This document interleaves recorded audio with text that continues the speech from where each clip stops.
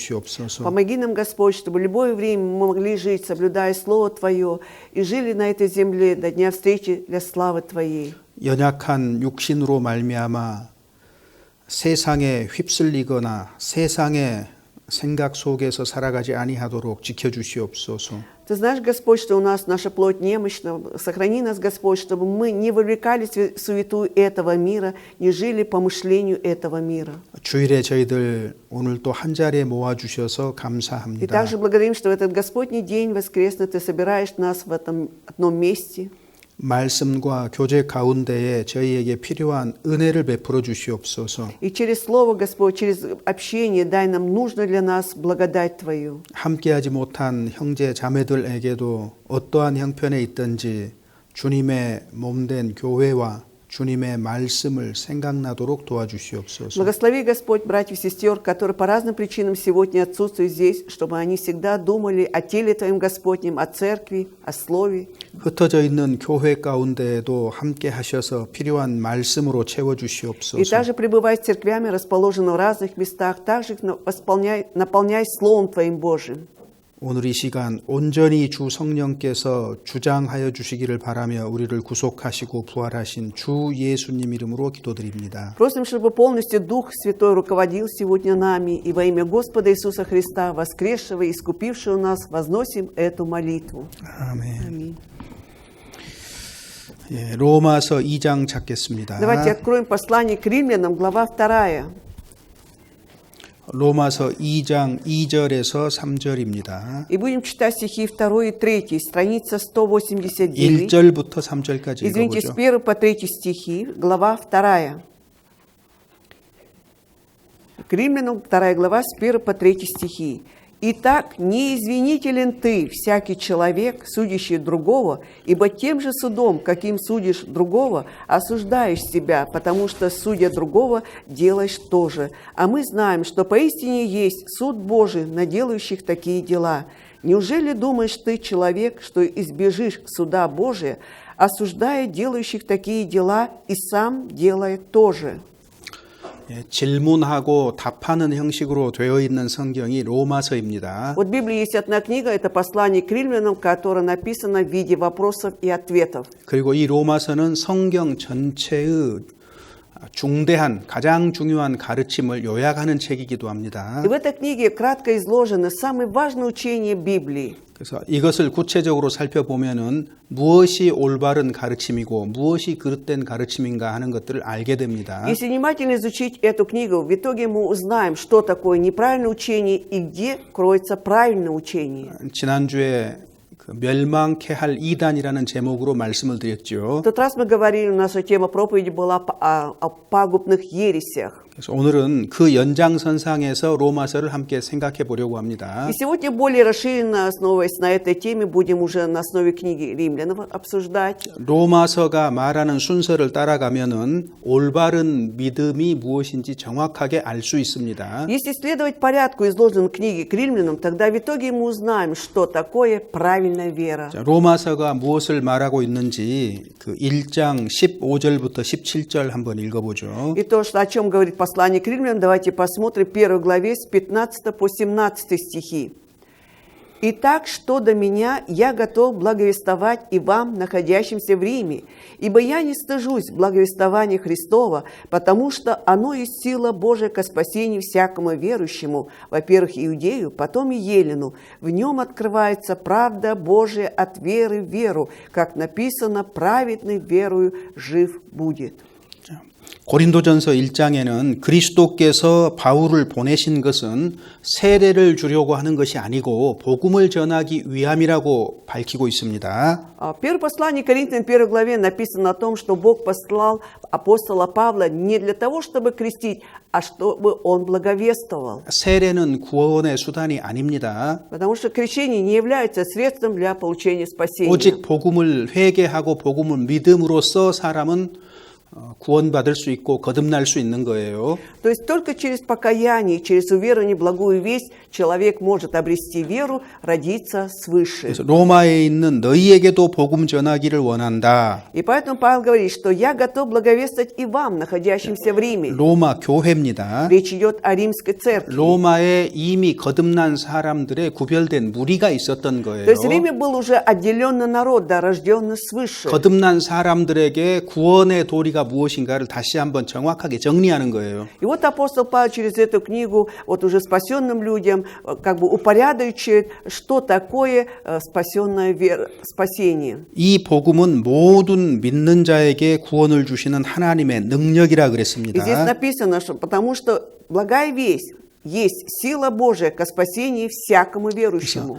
복음에 하나님의 능력, 구원의 능력이 담겨져 있는 거예요. Потому что именно в этом благовествовании есть сила Божья. 그래서 이 구원의 문제에 있어서는 유대인이나 헬라인이나 즉 이방인이나 아무런 차별이 없습니다. И что касается вопроса спасения, нет никакого разделения, да, что и еллин, и иудей, они могут спастись. 그래서 17절에 복음에는 하나님의 의가 나타나서 Поэтому в 17 стихе написано, что в нем, то есть в благой вести, открывается, в Евангелии открывается благая правда Божия. 사람에게는 죄만 있어요. У человека есть только грех. 그래서 사람은 반드시 하나님의 의를 가져야만 И 되는데 поэтому человек непременно должен обладать правдой Божией. 복음에 이 하나님의 의가 나타나 И эта 있다. правда открывается как раз в благой вести. 복음에 하나님께서 예수 그리스도를 통해서 죄인인 사람을 위해서 하신 일이 나타나 있다는 В 겁니다. этой благой вести проявляется вот то, что Господь Бог сделал для спасения человека. 그 사실을 믿는 자가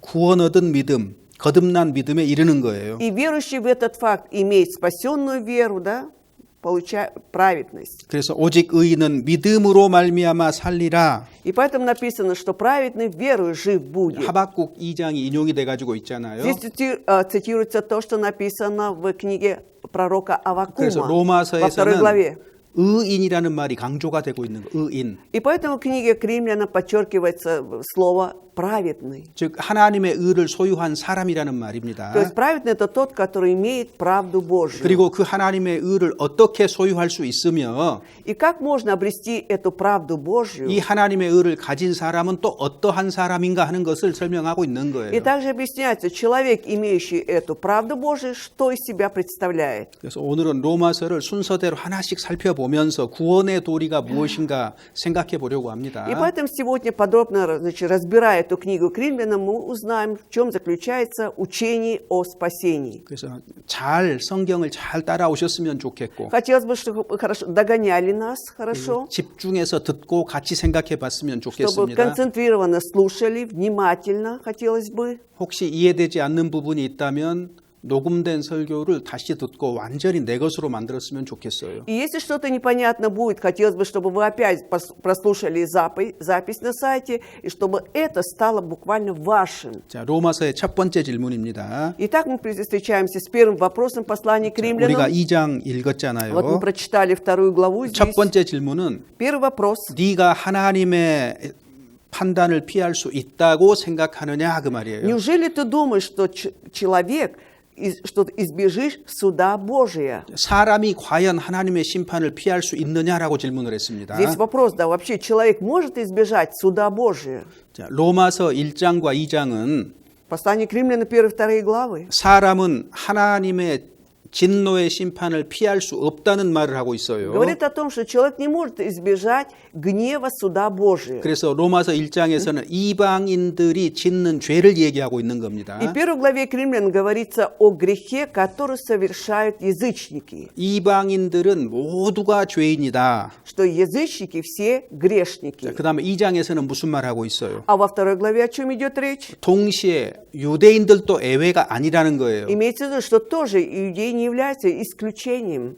유대인들도 모두 다 죄인이다 이 사실을 강조하고 있습니다. Здесь подчеркивается тот факт, что иудеи все являются 2장 грешниками. 1절에 Во второй главе 1 стихе. 그러므로 남을 판단하는 사람아 Итак, человек, судящий другого, 즉 이방인을 판단하고 있는 유대인 너희들은 하나님의 심판을 피할 수 있다고 생각하느냐 이렇게 묻는 거예요. То есть здесь задается вопрос. Вот вы, иудеи, судите язычников, но думаете ли вы, что вы сможете избежать суда Божия? 그럴 수 없느니라. Никак написано. 유대인, 이방인 둘 다 하나님의 심판을 결단코 피할 수 없다고 사도 바울은 말하고 То есть 있습니다. апостол Павел говорит, что иудеи и елены никогда не смогут избежать суда Божия. 그러면 자연스럽게 이런 질문이 뒤따라올 수 있어요. Тогда естественным образом следует следующий вопрос.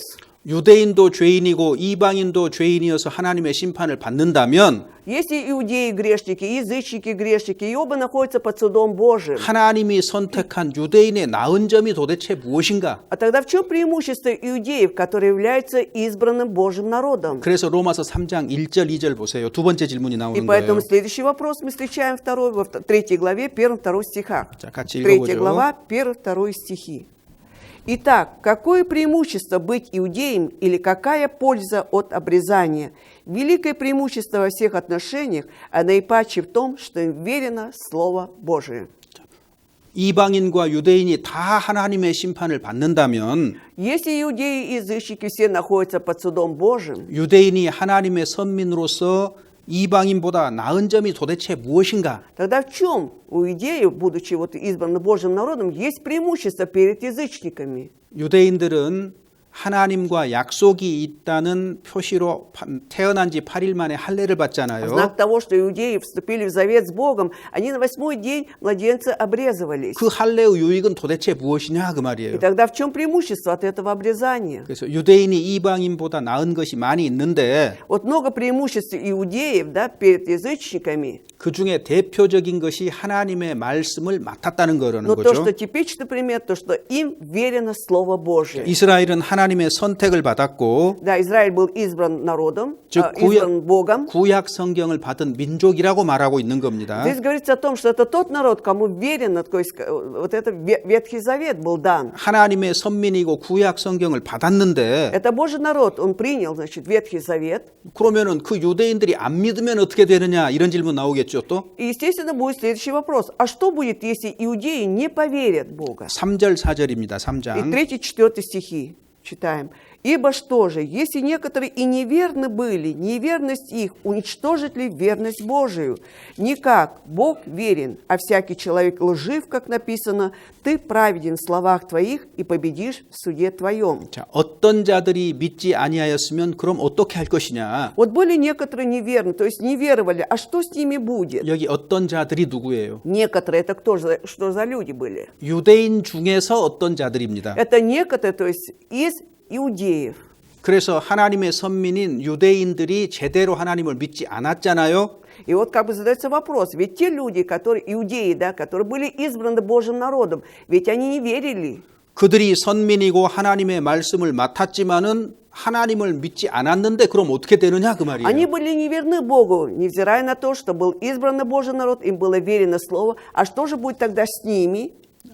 그들이 안 믿는다고 해서 하나님이 진실함이 패해지지 않는다는 거죠. Неверность их уничтожит ли верность Божию? 자, 그리고 여기 사람은 다 거짓되되 오직 하나님은 참되시다 할지어다. И написано, что только Бог верен, а всякий человек лжив. 이게 진리입니다. В этом истина. 사람은 다 거짓되다는 거예요. То есть любой человек лживый. Вот так. 즉 사람은 죄인이다 그 말이에요. То есть 모든 это 사람이. говорит о том, что каждый человек 자, грешный. 여기서 유대인도 죄인이다 그 말이죠. То есть имеется в виду, что иудеи тоже грешники. 그런데 하나님은 А Бог, 죄인인 사람과 달리 참되시다, 거룩하신 분이다 그 в 말이에요. отличие от грешного человека, он верен, да, то есть в нем нет лжи, он истинен. 그래서 하나님은 하늘에 계시고 우리는 땅에 있는 거예요. И поэтому Бог находится на небесах, а мы на земле. 그래서 하나님과 사람의 차이는 하늘과 땅 이상의 차이가 나는 И 거예요. поэтому разница между человеком и Богом, как разница между небом и землей. 오직 하나님만 참되십니다. И только Бог является верным, и 그래서 Он верен. 이 하나님께서 비록 사람이 죄가 있을지라도 온전한 말씀을 내려줄 수 있다 그 말이에요. И хоть человек несовершенный, но Бог, будучи совершенным, Он, будучи верным, может дать нам совершенное слово своим людям. 사람은 아담의 후손입니다. Человек является потомком Адама. 범죄한 아담의 후손이기 때문에 죄인으로 태어나서 일평생 범죄하고 사는 것이고, Поскольку является потомком согрешившего Адама, и когда рождается уже как готовый грешник и живет всю жизнь греша. 죄의 싹은 사망이기 때문에 А поскольку возмездие за грех – это смерть, 죄로 말미암아서 죽음이 찾아왔고, из-за греха пришла человеку смерть. 한 번 죽는 것은 사람에게 정하신 것이요 그 후에 심판이 있다고 И как 했어요. положено однажды умереть, а потом суд сказано. 그래서 죽으면 하나님의 심판 앞에 서게 되는 И 겁니다. когда человек умирает, он предстает перед судом Божиим. 이런 아담의 후손인 마리아를 통해서, И вот через вот этот потомка Адама, через Марию. 마리아도 불완전한 사람이고 죄인이잖아요. Мария ведь тоже несовершенный человек, она грешница также. 그런데 그 불완전한 마리아를 통해서 완전하신 예수님이 오셨잖아요. Но через эту несовершенную Марию приходит нам совершенный Господь Иисус.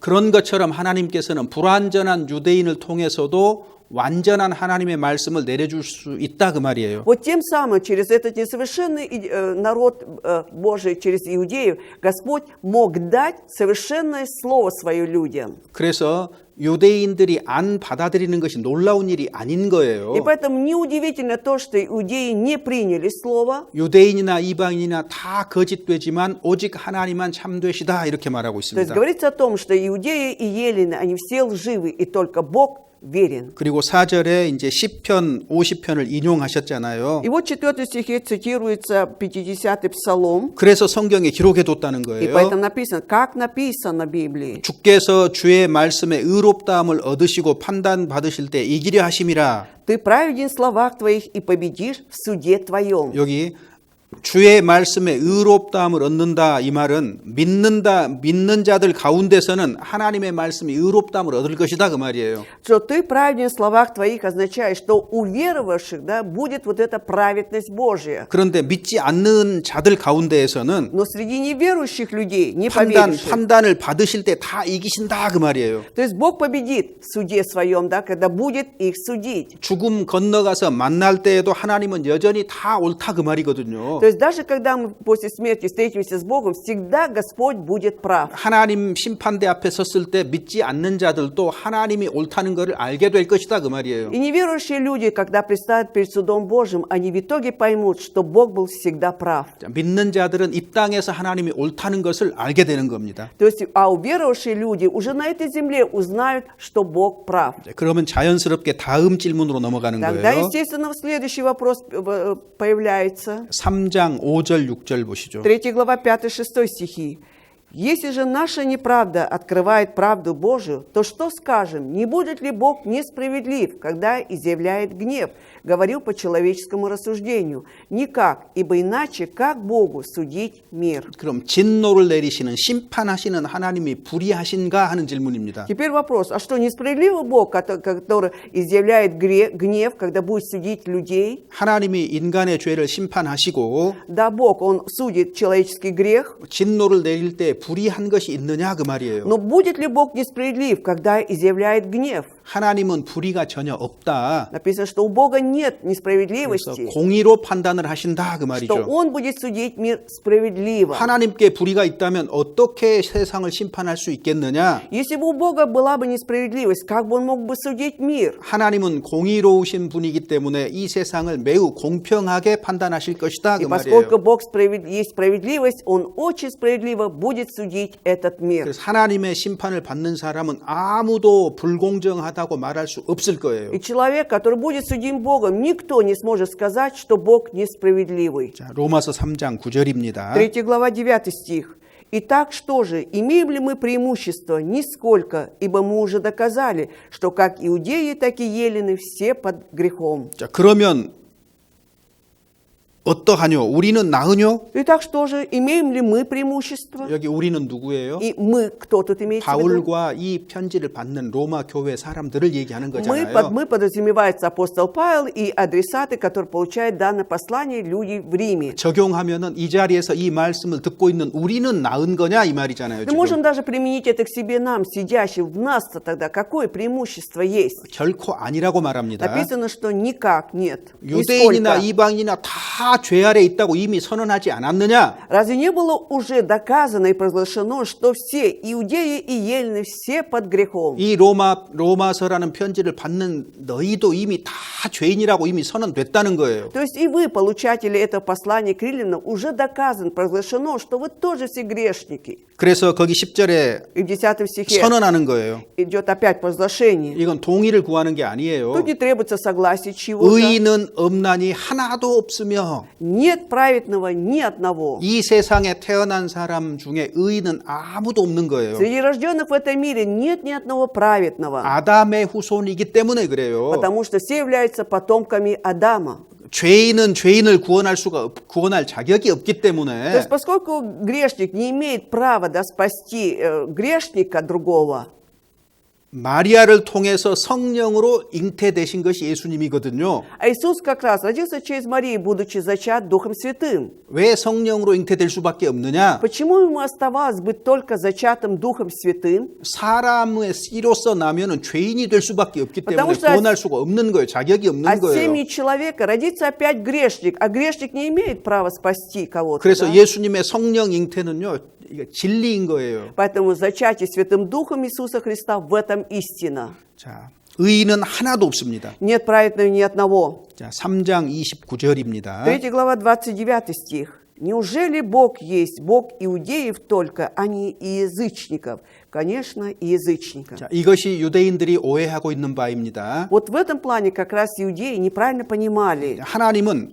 오직 유대인의 하나님일 뿐이냐? что Бог только Бог иудеев разве? 유대인에게 먼저 나타내셨지만은 Ну да, Он вначале явился иудеям. 이방인의 하나님이시기도 하다고 지금 밝히고 있는 Но 거예요. здесь говорится о том, что Бог является Богом и язычников. 즉 하나님이 이스라엘을 선택했다고 해서 하나님은 이스라엘만의 하나님인가? То, что Бог избрал Израиль, что Бог является Богом только для Израиля, 아니다. 이방인의 하나님이시기도 하다. конечно, Бог является Богом язычников. 그러니까 이방인인 우리의 하나님이시기도 하다는 То 얘기입니다. есть имеется в виду, что для язычников также является Бог их Богом. 그래서 여기 нашим 3장까지 로마서 첫 부분에서 우리가 알 수 있는 게 있어요. И вот, доходя до 3 главы, первой части к римлянам, что мы можем узнать? 네가 하나님의 판단을 심판을 피할 수 있느냐? Можешь ли ты избежать суда Божьего, осуждения 대답해 Божьего? 보세요. Попробуйте ответить. 피할 수 없잖아요. 피할 Никак 수 없어요. невозможно избежать. 사람은 하나님의 심판을 결코 피할 수가 없다. Что человек ни в коем случае не может избежать суда Божьего. 사람은 하나님의 심판 아래 있다는 것을 알아야 됩니다. Мы должны знать, что человек находится под судом Божьим, 유대인이나 이방인이나 다 죄 아래 있다. что иудеи и елены все находятся под грехом. 그러면 왜 율법을 주셨느냐? А для чего тогда был дан закон? 사람들이 이 진실을 알지 못하기 때문에 И поскольку люди не знают эту истину, 죄를 깨닫도록 하기 위해서 준 것이 율법이라고 밝히고 있는 거예요. потом здесь сказано, что закон был дан для того, чтобы человек познал грех через законы. 사람은 하나님의 완전한 율법을 다 지킬 수가 없어요. Что человек не может соблюсти все совершенные законы Божьи. 율법이 더해진 것은 И то, что закон прибавился, умножился, 사람이 죄인이라는 것을 알도록 하기 위해서 하나님 심판 아래 있다는 것을 알도록 하기 위해서 주신 для 거예요. того, чтобы человек знал, что человек грешный, и он находится под судом 자, Божьим. 로마서 3장 19절입니다. 3 глава, 19 стих. Но мы знаем, что закон, если что говорит состоящим под законом, так что заграждаются всякие уста, и весь мир становится виновен пред Богом. 자, 율법 아래 있는 자들에게 율법은 말하고 있어요. То есть закон говорит состоящим под законом. 율법 아래 있다 무슨 Что 말이죠? означает состоять под законом? 율법을 지키려고 하는 사람들을 말하는 거예요. Здесь имеется в виду люди, которые хотят соблюсти, пытаются соблюсти законы. 율법은 율법을 지키려는 자들에게 무슨 말을 하고 있습니까? А закон что говорит этим людям, которые хотят соблюсти законы? 너는 입을 막으라. Заграждай свои уста. 너는 율법을 지킬 수 있다, 십계명을 지킬 수 있다고 말하는 그 입을 막으라는 거예요. Заграждай те уста, которые говорят, что я смогу соблюсти законы, смогу соблюсти 10 заповедей Божьих. 더 이상 그런 얘기 하지 말라는 거죠. То есть имеется в виду, больше об этом не говори. 온 세상으로 하나님의 심판 아래에 있게 하는 것이 율법의 기능이다 그 말이에요. То есть основа 목적이다 그 말이에요. закона, то есть закон дан с такой целью, чтобы весь мир понял, что он становится виновен пред Богом. 자, 20절 같이 읽어보죠. Читаем вместе 20 стих.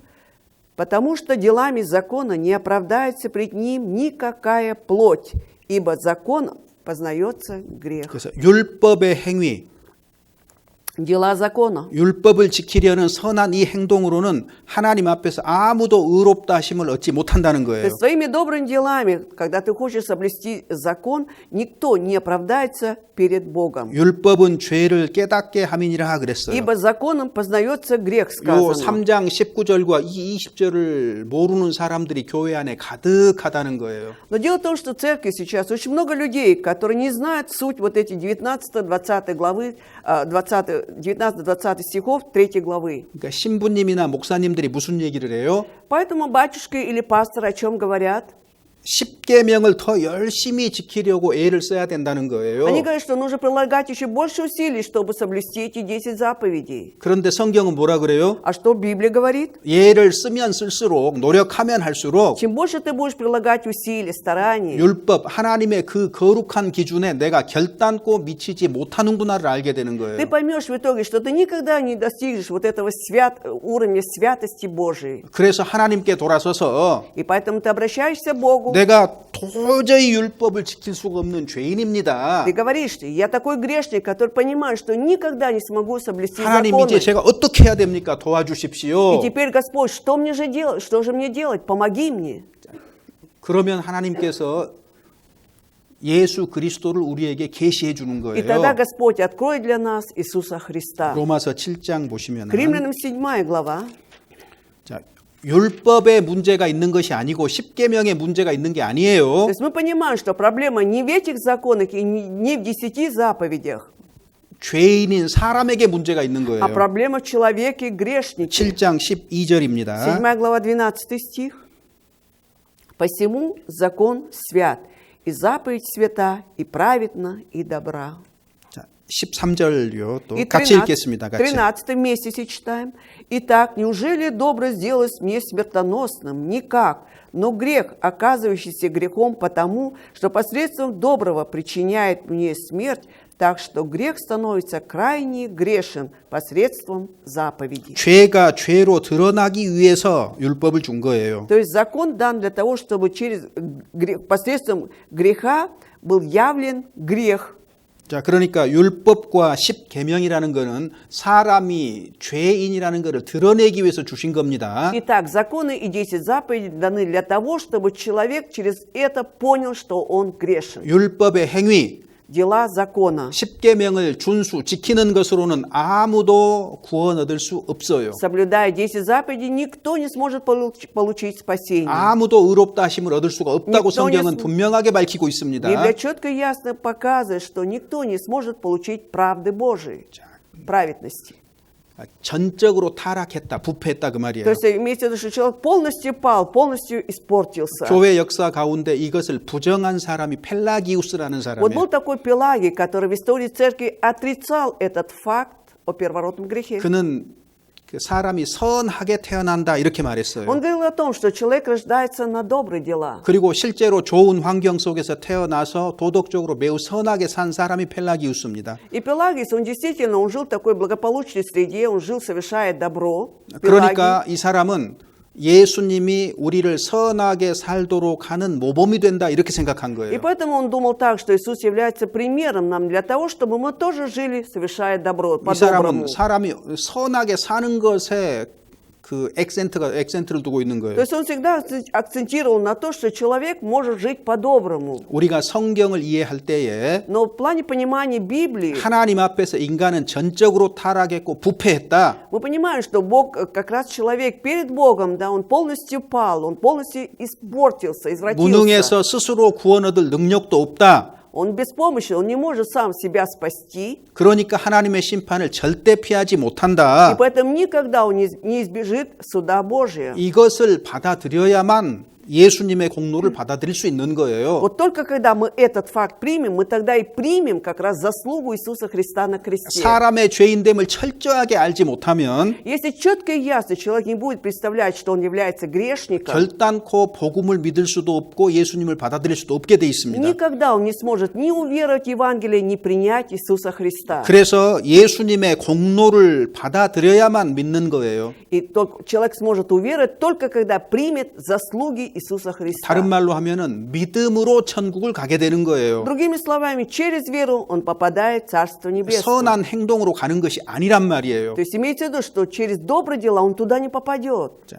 그런데 인간의 전적인 타락을 강조했던 대표적인 사람이 아우구스티누스예요. Вот как раз Августин, святой Августин, он четко как раз говорил о том, что человек полностью пал. 이 사람은 젊었을 때 죄를 많이 지은 사람이에요. Дело в том, что сам Августин в молодости очень много грешил. 신부 되기 전에 아들도 있었어요. До того, как стать священником, у него уже был сын. 결혼하지 않은 상태에서 자식을 낳고 То есть это был небрачный сын у него. 혹은 또 이단에 끌려서 마니교도에도 한때 속해 있었던 사람이에요. Он также увлекся какой-то ересью, он увлекался учением маникейства. 자기 경험으로 미루어 봐서 То есть, и вот на основе своего опыта 인간은 죄를 지을 수밖에 없는 존재구나. он пришел к выводу, что человеку остается только грешить. 인간은 참으로 비참한 죄인이구나 이 사실을 철저하게 깨달은 Он 사람이거든요. четко уяснил тот факт, что человек является несчастным грешником. 이 어거스틴의 태도가 성경과 일치되는 거예요. Вот как раз отношение или позиция Августина совпадает с Библией. 성경을 제외한 모든 종교는 Все религии, за исключением христианской веры, Библии, 인간이 선하다는 기초 위에 서 있습니다. они все стоят на том основании, что человек по-своему благ. 그러니까 사람 편에서 자꾸 무언가를 선한 행위를 해야 된다고 말을 해요. И поэтому они считают, что человек со своей стороны должен всегда совершать какие-то постоянно добрые дела. 즉 행위로 믿음을 갖는 것처럼 천국을 가는 것처럼 말을 하는 거예요. То есть они говорят, что через дела человек обретает и веру, и войдет в Царство 그래서 Небесное. 펠라기우스하고 아우구스티누스 중간쯤 되는 사람들. И вот посередине люди, которые стояли между Пелагием и Августином. 세미펠라기아니즘이라 Это 그러거든요. есть полупелагианизм. 뭘 얘기하는 거예요? То есть о чем тут идет речь? 예수님의 공로도 믿고 Веруй ты в заслуги Иисуса Христа, 선한 행동도 있어야 и должны быть добрые дела твои. 예수님도 믿고 То есть веруй в Иисуса Христа, 십계명도 지켜야 соблюдай 10 заповедей. 그래야 구원 얻은 믿음을 얻는다, 천국 간다 이렇게 말을 И 하는 тогда 거예요. у тебя будет спасенная вера, то есть войдешь в Царство Небесное. Вот так говорили они. 맞아요, 틀려요? Как вы думаете, они верно рассуждали или нет? 틀렸습니다. Неправильно. 대표적인 것이 И вот представителем такого учения 카톨릭, есть католики, 동방정교회 восточное православие. 전부 다 이렇게 믿고 있어요. Все же так и веруют. 이것은 로마서가 말하는 것과 달라요. Но это отличается от того, о чем говорит Павел в послании к 그러니까 римлянам. 전부 다 무슨 말을 하냐면 Поэтому все о чем они говорят? 착한 일을 해야 된다고 자꾸 얘기를 해요. 천국을 가려면. Чтобы войти в Царство Небесное, они говорят, что без конца надо совершать добрые 그 дела. 대표적인 것이 십계명을 지켜야 된다는 쪽을 계속 강조를 То 하는 есть 겁니다. яркий пример, они без конца подчеркивают, что надо соблюдать 10 заповедей. 죄인인 사람이 거룩한 하나님의 법을 어떻게 지켜요? Но как человек, будучи грешником, может соблюсти святые Божьи заповеди, законы? 자기도 질 수 없는 짐을 다른 사람에게 지워주는 거잖아요. 무거운 짐입니다, То есть 이게. это на самом деле они взваливают тяжкий грех на людей, которые сами не могут решить эту проблему с бременем греха. 하나님을 믿는다고 하는 수많은 사람들이 이 짐을 지고 있는 거예요. То есть многие люди, огромное количество людей, считающих себя верующим в Бога, несут вот такой груз на себе. 심지어 프로테스탄트 안에서도 그런 사람들이 적지 않아요. И даже в протестантизме немало таких людей. 자, В 그렇다면 죄인인 인간이 어떻게 구원을 받을 수 있느냐? тогда человек, будучи грешником, как же может получить спасение? 로마서 3장 К римлянам 3 глава, 27절에서 28절입니다. стихи 27-28. Где же то, чем бы хвалиться, уничтожено? Каким законом? Законом дел? Нет, но законом веры. Ибо мы признаем, что человек оправдывается верою независимо от дел закона. 구원의 문제에 있어서 자랑할 때가 있느냐 그랬어요. Вот что касается вопроса спасения, есть чем хвалиться. 있을 수가 없다. уничтожено, сказано, нечем хвалиться. 왜? 우리의 행위로 된 것이 아니기 Потому 때문에 что спасение получает не через дела 나의 наши. 어떤 선한 행위로 내가 구원을 받은 것이 아니란 말이에요. Я же не получаю спасение через какое-то мое доброе дело. 구원은 나에게서 나온 것이 아니고 Спасение происходит не от меня, совершается не 내 мною, 몸 밖에서 а вне тела моего. 예수 그리스도께서 십자가에서 하신 일을 믿어서 나오는 거잖아요. Иисус совершил на кресте, и веру в это я получаю спасение. 거기에 내가 무엇을 했다고 자랑할 것이 있겠느냐 그 말이에요, Если 사람이. чем хвалиться человеку, что он что-то сделал ради этого, ради 그래서 спасения. 예수님의 구속으로 Благодаря искуплению Иисуса Христа, 은혜로 благодаря 값없이 благодати, 의롭다함을 얻었다고 바울이 얘기하고 있는 Павел 거예요. говорит, что мы даром получили эту благодать. 자, 24절 보셔요. 3장 24절. 24 стих тут же 3 главы. «Получая оправдание даром, по благодати Его, искуплением во Христе Иисусе, 자, 행위가 아니고 не делами, 예수님의 행위입니다. 나의 행위가 아니고. не мои дела, а тут дела Иисуса Христа, 그래서 예수 안에 있는 구속으로 말미암아서 искуплением во Христе Иисусе». 십자가에서 흘리신 피로 우리의 죄값을 다 갚아주신 거예요. То есть Иисус предложил нам, да, что Он заплатил всю свою кровь, отдал всю свою кровь для того, чтобы выкупить 이것이 нас. 하나님의 은혜입니다. В этом благодать Божия. 값없이 Даром. 내 편에서 아무것도 한 것도 없이 Получается, со своей стороны я ничего не сделал. 하나님은 그 사실을 믿으면 의롭다 이렇게 선언하시는 И 거예요. Бог 법적으로. говорит, если ты уверуешь в этот факт, то ты будешь оправдан по закону. 그 무슨 자랑할 것이 И 있겠느냐? поэтому чем тебе хвалиться? 무슨 법으로냐? 행위로냐? 오직 믿음의 법이다 그랬어요. 오직 Он 믿음의 скажет, 법. только по делам закона, не через добрые дела, не через исполнение 그래서 закона. 확정합니다. То есть вот это он просто утверждает этот 그러므로 факт. 사람이 의롭다 하심을 얻는 것은 율법의 행위에 있지 않고 오직 믿음으로 되는 줄 우리가 아노라 믿노라 그 말이 И поэтому 인정하노라. сказано, что мы признаем, что человек оправдывается верою, да, то есть верою, независимо от дел закона. 자, 그러면 이런 질문이 나올 수 있어요. Тогда может следующий вопрос возникнуть. 자, 그러면 우리 조상들은 Хорошо, а вот наши отцы, наши 우리 조상들은 предки, 어떻게 да? 됐느냐? А что с ними было? 자, 믿음의 조상 아브라함은 어떻게 Вот 됐느냐? возьмем пример отца веры с Авраама. Что с ним 다윗은 또 было? 어떻게 됐느냐 그 А 말이잖아요. как с Давидом было? Вот о чем речь. 자, 그래서 이제 4장 1절부터 3절 읽어보셔요. И поэтому читаем 4 главу с 1 по 3 стихи. Что же скажем, Авраам, отец наш, приобрел по плоти? Если Авраам оправдался делами, он имеет похвалу, но не пред Богом. Ибо что говорит Писание? Поверил Авраам Богу, и это вменилось ему в праведность. 육신으로 우리 조상된 아브라함이 무엇을 얻었다고 말할 수 있느냐? Что же скажем, Авраам, отец наш, мог приобрести по плоти? 우리 조상 아브라함 어떻게 구원을 받았느냐 그 То есть 말이잖아요. имеется в виду, да, вот наш отец веры, да, как он получил спасение, Авраам? 자, 성경은 무엇이라고 말하느냐 이렇게 물었죠. То есть как бы вопрос задается, а что же Писание говорит по этому поводу? 창세기 15장을 인용을 하고 있어요. То 창세기 есть 15장. цитируется Бытие 15 глава, 아브라함이 하나님을 믿으니 이것을 그의 의로 여기셨다 что 그랬거든요. Авраам поверил Богу, и это вменилось ему праведность. 그래서 아브라함도 믿음으로 구원을 얻었다고 말하고 있는 겁니다. То есть здесь говорится о том, что Авраам через веру получил спасение. 아브라함이 무엇을 잘해서 선한 행위를 했기 때문에 구원을 받은 것이 То 아니고 есть он получил спасение не от того, что он что-то хорошо сделал, совершил доброе дело. 믿었기 때문에 구원 얻었다고 То есть он 말하고 уверовал 있습니다. и 성경이. получил спасение. Об этом говорит Библия. 율법이 들어오기 전에 대표적인 믿음의 사람이 아브라함이에요. То есть до пришествия закона, да, мы знаем, что ярким примером веры был как раз Авраам. 모세를 통해서 율법을 주셨는데 Потом через Моисея были даны законы, 이제 율법 시대의 대표적인 사람이 다윗 и 왕입니다. как раз яркий представитель вот этого времени или эпохи закона был царь Давид. 그럼 다윗은 어떻게 구원을 받았느냐 그 А 말이에요. теперь вопрос, а как же Давид получил спасение? 로마서 4장 6절에서 8절입니다. 4 глава тут же 6 по 8 стихи. Так и Давид называет блаженным человека, которому Бог меняет праведность независимо от дел. Блаженны, чьи беззакония прощены и чьи грехи покрыты. Блажен человек, которому Господь не вменит греха. 자, 무슨 얘기입니까? О чем идет речь? 자, 진짜 행복이 뭐예요? Истинное благо, в чем заключается блаженство? 하나님께 의로 여기심을 받는 거예요. которому Бог меняет праведность, 그래서 불법을 사하심을 받고 у которого беззакония его прощены, 죄를 가리우심을 받는 자는 복이 있고 и чьи грехи покрыты, он блаженный. 내가 죄인인데 하나님의 죄를 인정하지 않는 사람은 복이 있도다 그랬잖아요. И блажен человек, которому Господь не вменит греха, хотя человек грешный. 다윗도 믿음으로 구원을 받았다는 거예요. То есть говорится о том, что Давид также через веру получил 그럼 спасение. 우리 신약 시대에는요. Хорошо, а вот наше новозаветное 우리도 время. 똑같이 믿음으로 구원받는 거예요. Мы то же самое получаем через веру 자, спасение. 그 다윗은 어떻게 구원받았을까? А вот 잠깐 Давид, 생각해 봅시다. давайте кратко остановимся, подумаем, как же Давид получил спасение. 시편 39편 7절 한번 봐보세요. Давайте откроем 39-й Псалом, 7 стих. 시편 39편 7절. 39, 7. Псалом 39, 7 стих. Страница 587.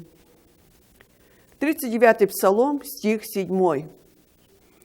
Страница 587.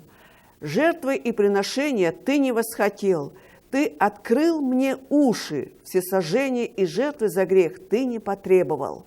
자, 여기 주께서 나의 귀를 통하여 들리시기를. «Ты открыл мне уши». 자, 그런데 이 말이 신약 성경에 인용돼 있죠. Но вот эти слова, да, и цитируются в Новом Завете. 자, 이것이 히브리서 10장 보시면은 Евреи, вот 10 главе, 여기 잡아두시고 Оставьте 히브리서 10장 закладку. 10장 5절하고 비교해 보세요. здесь мы сравним сейчас, что написано к Евреям, 10 главе, 5 стихе. 다윗의 귀에 무엇을 들려주셨을까? Что же Господь Бог открыл ушам Давида? 그래서 시편에서는 다윗의 귀를 열어주셨다고 얘기를 했고 А в Псалме написано, что Господь открыл ему уши Давиду. 히브리서에서는 똑같은 구절을 인용을 하면서 다윗에게 들려준 말을 말하고 있어요.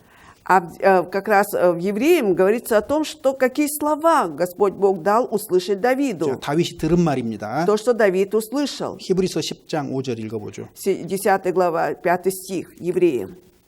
«Посему Христос, входя в мир, говорит, жертвы и приношения ты не восхотел, но тело уготовал мне». 자, 들은 말이 뭐예요? То есть, что он услышал? 나머지는 다 똑같은데. Остальное все то же самое, 자, только. 뜨이 아끄릴 문의 우시 이 말이 어떻게 바뀌었어요? Теперь как поменялась вот эта фраза, что ты открыл мне уши? 젤로 우 갓도빌 문예 Но 그랬잖아요. тело уготовал мне. 그죠? Так ведь? 뭐 나를 위해서 죄인인 나를 위해서 한 몸 예수 그리스도를 준비했다 그 То есть, 말이잖아요. имею в виду, что для меня, грешного человека, ты, Господь, приготовил тело мне, то есть Давиду. 그래서 예수 그리스도를 죄인을 위해서 준비를 하셨고 То есть Бог приготовил Иисуса Христа для грешника. 그 피 흘리심으로 말미암아서 구속이 되었다는 것을 다윗이 들은 거예요. И то, что 그 될 через 것을 들은 거예요. пролитие крови человек будет искуплен, вот об этом Давид услышал. 우리하고 똑같은 믿음이에요. То есть вера полностью совпадает с нашей. 여기 이제 러시안 말 한번 보세요. И посмотрим на русском, как написано. 젤로 우 갓도발 문예 그랬잖아요. Но тело уготовил мне, 뭐 좀 написано. 이상하지 않아요? Что-то странно, да, немножко тут. Вы не нашли? 어떤 분들은 대문자, 소문자를 되게 중요하게 생각하는데 Кто-то очень важное значение придает, как написано слово «мне» большой или с маленькой буквы. 그건 원래 없던 거기 Но 때문에 первоначально в первоисточнике вообще не было 그건 различений. 절대적인 기준이 아니에요. Это не является абсолютным мерилом 야, здесь. 여기 그러면 젤로하고 문해 중에서 어떤 것이 대문자로 쓰여야지 맞겠어요? Но вот если взять тело и мне, какое же слово должно быть на самом деле написано с большой буквы, будет правильнее, как вы думаете? 젤로예요, 젤로. тело, конечно. 예수님의 몸이니까. Это тело Иисуса 이것이 Христа. 대문자가 돼야 돼요. На самом деле тело должно 죄인인 다윗은요? написано, а вот Давид, он же грешник. 문해할 때 이게 소문자로 돼야 Поэтому 돼요. уготовил мне должно было быть с маленькой буквы написано. 요게 전체적으로 이렇게 해야 맞는 거예요. Это было бы правильно. 그래서 그런 것들은 절대적인 기준이 될 수가 Ну, большие и 없습니다. маленькие буквы не являются абсолютным мерилом. 자, 중요한 것은 Важно что? 자, 다윗의 귀를 통해서 무엇을 얘기해 주셨어요, 하나님이? Что же Господь Бог открыл или сказал Давиду через уши его? 다윗의 죄를 구속하기 위해서 하나님의 한 몸 예수 그리스도를 주시겠다는 걸 다윗이 믿은 거잖아요. То есть Давид услышал, да, он уверовал в то, что Господь приготовил для него тело Иисуса Христа, чтобы через него быть 그래서 искупленным. 구약 시대나 신약 시대나 구원 얻는 것은 오직 믿음으로 얻는 것이다 이 사실을 강조하고 있잖아요. 실예를 든 겁니다. То есть приводится просто реальный пример на Давиде и подчеркивается, что и в ветхозаветное время, и в новозаветное время все получают спасение только через веру. 그래서 아담으로부터 죄가 세상에 들어왔다는 얘기를 로마서 5장에 하면서 И говоря в 5 главе к римлянам о том, что грех пришел с Адамом в этот мир, 로마서 5장 20절에 보면은 открываем 5 главу к римлянам, 20 стих, 죄가 더한 곳에 은혜가 넘쳤다고 돼 있어요. написано, что закон же пришел после, и таким образом умножилось преступление, а когда умножился грех, стало преизобиловать благодать. 죄가 더한 곳에 은혜가 더욱 넘쳤다. То есть, когда умножился грех, стало преизобиловать благодать. 그러니까 이제 이런 질문이 생기는 거예요. И тогда возникает вопрос. 죄가 더한 곳에 은혜가 넘쳤다면은 Если умножился грех, и тем самым стало преизобиловать благодать, 그럼 죄를 지어도 되느냐 이제 이런 문제예요. тогда вопрос возникает такой, что тогда можно грешить? 예수 그리스도의 피로 구속을 받은 사람이 죄를 지어도 되는가? То есть человек, получивший искупление через кровь Иисуса Христа, может ли он грешить? 자, 6장 1절 2절입니다. 6 глава, 1-2 стихи. «Что же скажем? Оставаться ли нам в грехе, чтобы умножилась благодать? Никак. Мы умерли для греха. Как же нам жить в нем?» 자, 그러면 은혜를 더하게 하려고 더 큰 은혜를 받기 위해서 죄에 거하겠느냐? Чтобы умножилась благодать, что нам оставаться нам в грехе? 자, 어때요? Как вы? 그럴 수 없느니라죠, 당연히. Да тут написано, естественно, что никак. 여러분, 죄를 많이 짓다가 구원받은 사람하고 Вот если взять человека, который много-много грешил, потом получил спасение, 죄를 적게 짓다가 구원받은 사람 중에서 어떤 것이 더 나을까요? либо человек мало грешил, да, и получил спасение, где преимущество? У кого будет больше преимущества?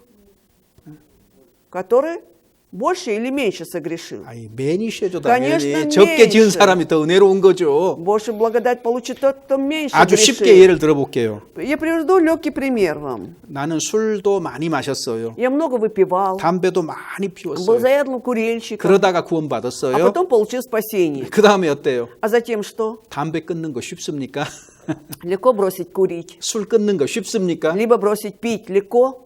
어렵지 않아요. Сложно ведь. 그러니까 죄 많이 지으면은요. Поэтому, когда человек много согрешит, 구원 받은 다음에도 그런 문제하고 나스비다냐 하려면 이별하려면 쉽지가 않아요. нелегко ему даже после получения спасения распрощаться с этой проблемой. 그리고 Так ведь? 구원받은 다음에도 두말할 것도 없잖아요. И после получения спасения тут и говорить нечего. 죄 때문에 주님이 돌아가셨는데 Ты же понимаешь, что Бог же умер из-за моего греха. 죄 가운데서 살 수 있다는 게 웬 말이에요 И 도대체. я могу пребывать во грехе и жить, что это за абсурд? 구원 받았으니까 어차피 천국 가니까 아무렇게 살아도 된다는 말이 무슨 말이냐고요 То 도대체. есть о чем люди говорят, и когда говорят так, я же получил спасение, теперь я могу жить как попало, главное войти в Царство Небесное. 그렇게 생각하고 말하는 사람은 Человек, который так думает и говорит, 나는 지옥의 자식입니다라고 말하고 있는 거예요. тем самым он говорит, я являюсь детем ада. 그 생각을 붙잡고 살아가는 사람은 결단코 천국에 들어가지 못합니다. Человек, держащийся за такие мысли и живет так, никогда не войдет в Царство Небесное. 예수님이 피 흘리고 십자가에서 죽어주신 것은 То, что Иисус пролил свою кровь и умер на 죄 кресте, 가운데서 살도록 하기 위해서입니까? Он что это сделал для того, чтобы мы продолжали жить во грехе? 죄에서 벗어나도록 하기 위한 Он 거잖아요. же сделал так, чтобы мы освободились от греха. 예수님의 죽음과 부활은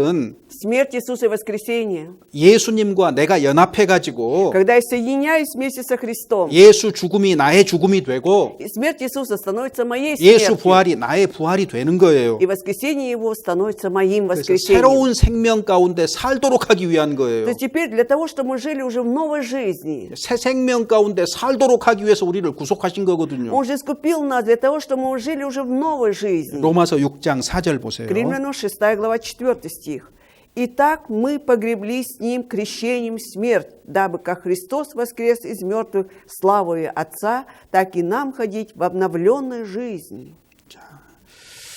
새 생명 가운데서 살게 하려 함이라. чтобы жили уже, ходили в обновленной жизни. 자, 그러면 이렇게 구원받은 사람은 앞으로 어떻게 살아야 될 것인가 이제 이 문제가 남잖아요. Теперь остается вопрос. Вот человек, получивший теперь вот таким образом спасение, как он дальше должен жить? 그래서 이제 여기 6장부터 8장까지 과정을요, 여러분 조금 주의 깊게 살펴보시고 생각해 보셔요. Хотелось бы, чтобы с 6 главы по 8 главу, да, вы очень внимательно посмотрели весь этот процесс, да, и 이 поразмышляли. 부분을 올바로 이해하는 사람이 적어요. Потому что мало людей, которые правильно понимают вот эту часть.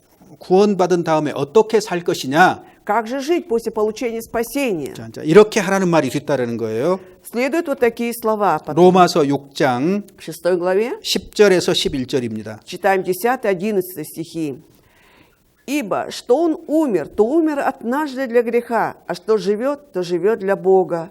Так и вы почитайте себя мертвыми для греха, живыми же для Бога во Христе Иисусе, Господе нашим». 첫 번째가 뭐예요? Итак, первое что? 죄에 대해서는 내가 죽었구나. Значит, я умер уже для греха, 그리고 하나님을 대해서는 내가 산 사람이구나. а живой теперь человек для Бога. 이렇게 여기라는 거예요. То есть вот так нужно воспринимать, почитать. 그러니까 나는 죄에 대해서 죽었고 하나님을 향해서 살아난 사람이다. То есть я живу, я мертв уже для греха, а воскрес уже для Бога. 그러면 어떻게 해야 돼요? Теперь как нужно 이제 내 делать? 몸을 누구한테 드려야 돼요? Теперь кому я должен представить свое тело? 죄에 대해서 죽었으니까 죄한테 줄 수가 없잖아요. Если я уже умер для греха, я не могу же представить свое тело опять для греха. 의의 병기로 하나님께 드리라는 То есть в 거잖아요. орудии правды, да, то есть мы должны представить это Богу. 12절에서 13절입니다. Читаем 12-13 стихи. «Итак, да не царствует грех в смертном вашем теле, чтобы вам повиноваться ему в похотях его. Так и не предавайте членов ваших греху в орудие неправды, но представьте себя Богу, как оживших из мертвых, и членов ваших Богу в орудие праведности». 자, 죄에 대해서 죽고 하나님에 대해서 산 자로 누가 생각해요? 구원받은 내가 생각해야 되는 То 거예요. есть кто почитает себя мертвым для греха, живым для Бога? Я, конечно, спасенный человек. 그렇게 여겼다면 Если я вот так 그 почитаю, 다음에 어떻게 해요? воспринимаю, тогда что 내 дальше? 몸을 Тело свое 하나님께 의로운 병기로 드려야 되는 я 거잖아요. должен представить Богу в орудие праведности. 누가 드려요? Кто это делает? 내가 드려요. Я 내가. уже представляю 어떤 тело. 사람은 하나님이 다 해주신다고 그러는데 Некоторые говорят, что Бог все делает. 아니요. Нет. 하나님은 내 편에서도 할 일을 주신 То есть 거예요. Бог и требует от нас что-то, мы должны от себя делать. 나는 내가 할 일을 다 해야 되는 거고 То есть я от себя все, что нужно, делаю, 하나님은 하나님의 일을 다 하셔야 되는 а 거예요. Бог от себя делает все. 하나님이 다 해주신다. Когда Бог все делает, 그 성경과 완전히 다른 это 얘기입니다. полностью отличается от Писания. 자, 나를 뭐. 죄에 대해서 죽고 하나님에 대해서 산 자로 여기면서 내 몸을 의의 병기로 하나님께 드린다. 내가 할 일입니다. 내가. То есть то, что почитать себя мертвым для греха, живым для Бога и предавать тела наши Богу в орудие праведности, это уже делаю я. 자, 그런데 여기서 중요한 사실이 한 가지가 있어요. Но здесь есть один важный факт. 로마서 6장 14절에 보면은 В 6 главе 14 стихе. 죄가 너희를 주관치 못하리니 Грех не должен над вами господствовать. 자, 죄는 우리에게 주인 노릇을 못한다는 То 거예요. есть грех уже не может быть хозяином у нас. 매우 да? 중요한 말입니다. 매우 Это 중요한 말. очень важные слова. 더 이상 죄는 우리를 주장할 권리가 없어요. Грех не имеет больше права господствовать над нами. 왜? Почему? 우리는 법 아래, 율법 아래 있는 것이 아니고 Потому что мы не под законом уже, 은혜 아래 있는 а 거예요. под благодатью. 이거 잘 하셔야 돼요. Вот это вы должны хорошо знать. 우리는 이제 율법에서 Мы 벗어났어요. уже освободились от закона. 그리고 하나님의 그 은혜 아래, 은혜의 다스림을 받는 거, 은혜 И 아래 теперь мы 들어가 있는 стали 거예요. под закон Божий, да, 그러니까 теперь. 하나님의 은혜 아래 있는 사람은 И человек, находящийся под благодатью 죄가 Божией, 자기의 삶의 주인이 될 수가 없는 거예요. грех уже не может господствовать им, его жизни. 죄가 너희를 주관치 못한다 그랬거든요. Вот написано, грех не должен над вами 그리스도인이 어떻게 господствовать. 죄 가운데서 계속 살아갈 수가 Как 있냐고요. может христианин без конца жить в грехе? 그리스도인이 죄를 지을 수는 있어도 Христианин может согрешить, 죄가 끝까지 그리스도인을 붙잡고 주장할 권리는 없어요. 주장 но у 못해요. греха нет этого права без конца господствовать, да, в его жизни. 의인은 7번 넘어질지라도 8번째 반드시 일어난다고 돼 있거든요. Праведник 7 раз упадет, на 8 раз непременно встанет. 더러운 곳에 넘어질 수는 Он 있어도 может так в грязном месте упасть, 그리스도인은 벌떡 일어날 힘이 있는 но у 거예요. христианина есть сила тут же встать. 죄가 주관하지 못한다. Грех не может, не 이것이 должен 틀림없는 사실인 거예요. господствовать. Это просто неоспоримый факт. 그러니까 하나님의 은혜를 악용, 잘못, 나쁘게 사용하는 사람들이 있어요. Есть люди, которые неправильно во зло применяют эту благодать Божию. 그렇다고 해서 은혜를 강조하지 않으면 안 되잖아요. Но 강조해야지요. тем не менее нужно все равно подчеркивать о значении благодати. 하나님이 나를 구원하셔서 내가 천국 가게 됐다. Вот смотрите, Бог спас меня, я теперь войду в Царство 그래서 Небесное. 악용하는 사람이 어떤 И 사람이에요? вот как люди неправильно это используют. 어차피 천국 가는데 이렇게 산들 저렇게 산들 뭔 상관이네요. Во всяком случае, я же попаду в Царство Небесное. Какая разница, как я буду жить, так или сяк? 하나님의 은혜를 악하게 사용하고 있고 Этот человек во зло использует благодать Божию. 이 사람은 여전히 악인이에요. Все так же этот человек нечестивый. 의인이 아닌 거예요. Он не 그건 의인이 является 할 수 있는 말이 아니거든요. праведным, поскольку праведный человек никогда так не 복음을 скажет. 믿는다고 100번 얘기해도 그 사람은 지옥의 자녀입니다. Как бы ни говорил 100 раз, что он верует в Евангелие, он все равно дитё ада.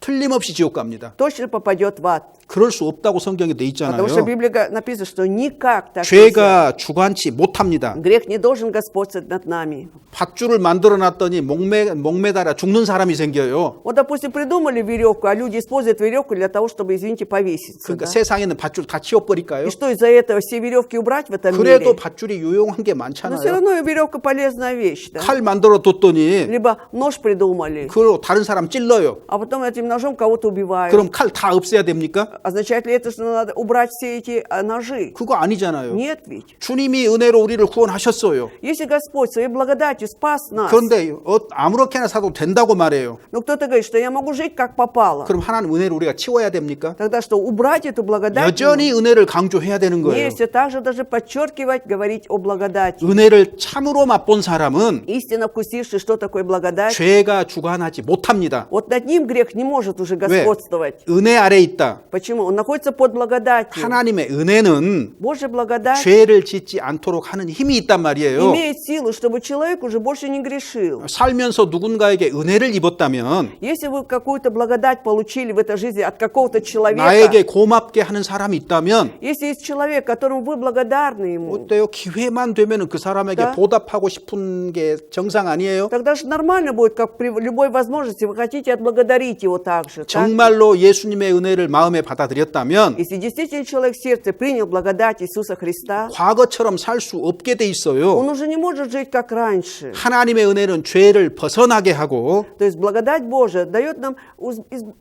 удаляться от 죄를 греха, 이기게 하고 чтобы преодолевали этот грех. 올바르게 살게 하는 힘이 있는 То 거예요. есть имеет такую силу, чтобы мы жили правильно. 그 은혜가 사람을 바꾸는 힘이 있는 겁니다. То есть у благодати есть сила поменять человека. 아무리 바르게 살아라, 착하게 살아라 어렸을 때부터 수도 없이 들었는데 Вот с детства мы сколько раз слышали, живи правильной жизнью, там, порядочной жизнью. 근데 안 바뀌잖아요. Но трудно поменяться. 근데 하나님의 은혜를 딱 Но 받아들이면은 как только человек принимает благодать Божию, 달라지는 거예요. он меняется. 죄에 거하겠느냐? Будет ли он пребывать во грехе? 세상에 주저앉아 살겠느냐? Будет ли жить постоянно в этом мире? 그럴 수 없느니라. Никак. 자, 이것이 Вот это как раз. 그런데 이제 중요한 건 이런 거예요. Вот важно, что тут сейчас. 이렇게 죄에 대해서 죽고 하나님에 대해서 산자로 여기고 자신의 몸을 의의 병기로 하나님께 드리고 살아가요. Человек, да, он почитает себя уже мертвым для греха, живым для Бога и предает тело свое в орудие праведности Богу. 그런데 갈등을 겪는 거예요. Но тем не 갈등을. менее он испытывает какие-то разногласия в 그렇게 себе. 사는데 갈등을 느껴지는 거예요. Хотя живет так, но испытывает какие-то разногласия. 로마서 7장 24절. И к Римлянам 7 глава 24 우리가 잘 아는 стих. 성경입니다. Ну, этот стих мы хорошо знаем. 7 глава 24. «Бедный я человек, кто избавит меня от всего тела смерти?» 그렇게 살아가는데 갈등이 있지요. Вот живет человек вот так, как положено, да, но все равно есть какой-то внутренний конфликт. 오호라 나는 곤고한 사람이로다. Бедный я человек. 이 사망의 몸에서 누가 나를 건져낼 것이냐. Кто избавит меня от всего тела смерти? 거듭난 다음에 После рождения свыше. 죄에 대해서 죽었다. Он умер для греха. 하나님에 대해서 살았다고 Да. 생각하고 Думает, почитает себя, что он живой для Бога. 내 теперь. 몸을 하나님께 열심히 내어드려요. И все тело он усердно предает Богу. 그렇게 살다가 보면 И когда живет так, увидит, что 내 속에 다른 본성이 있다는 것을 알게 되는 он 거예요. узнает потом, что внутри него есть другая натура.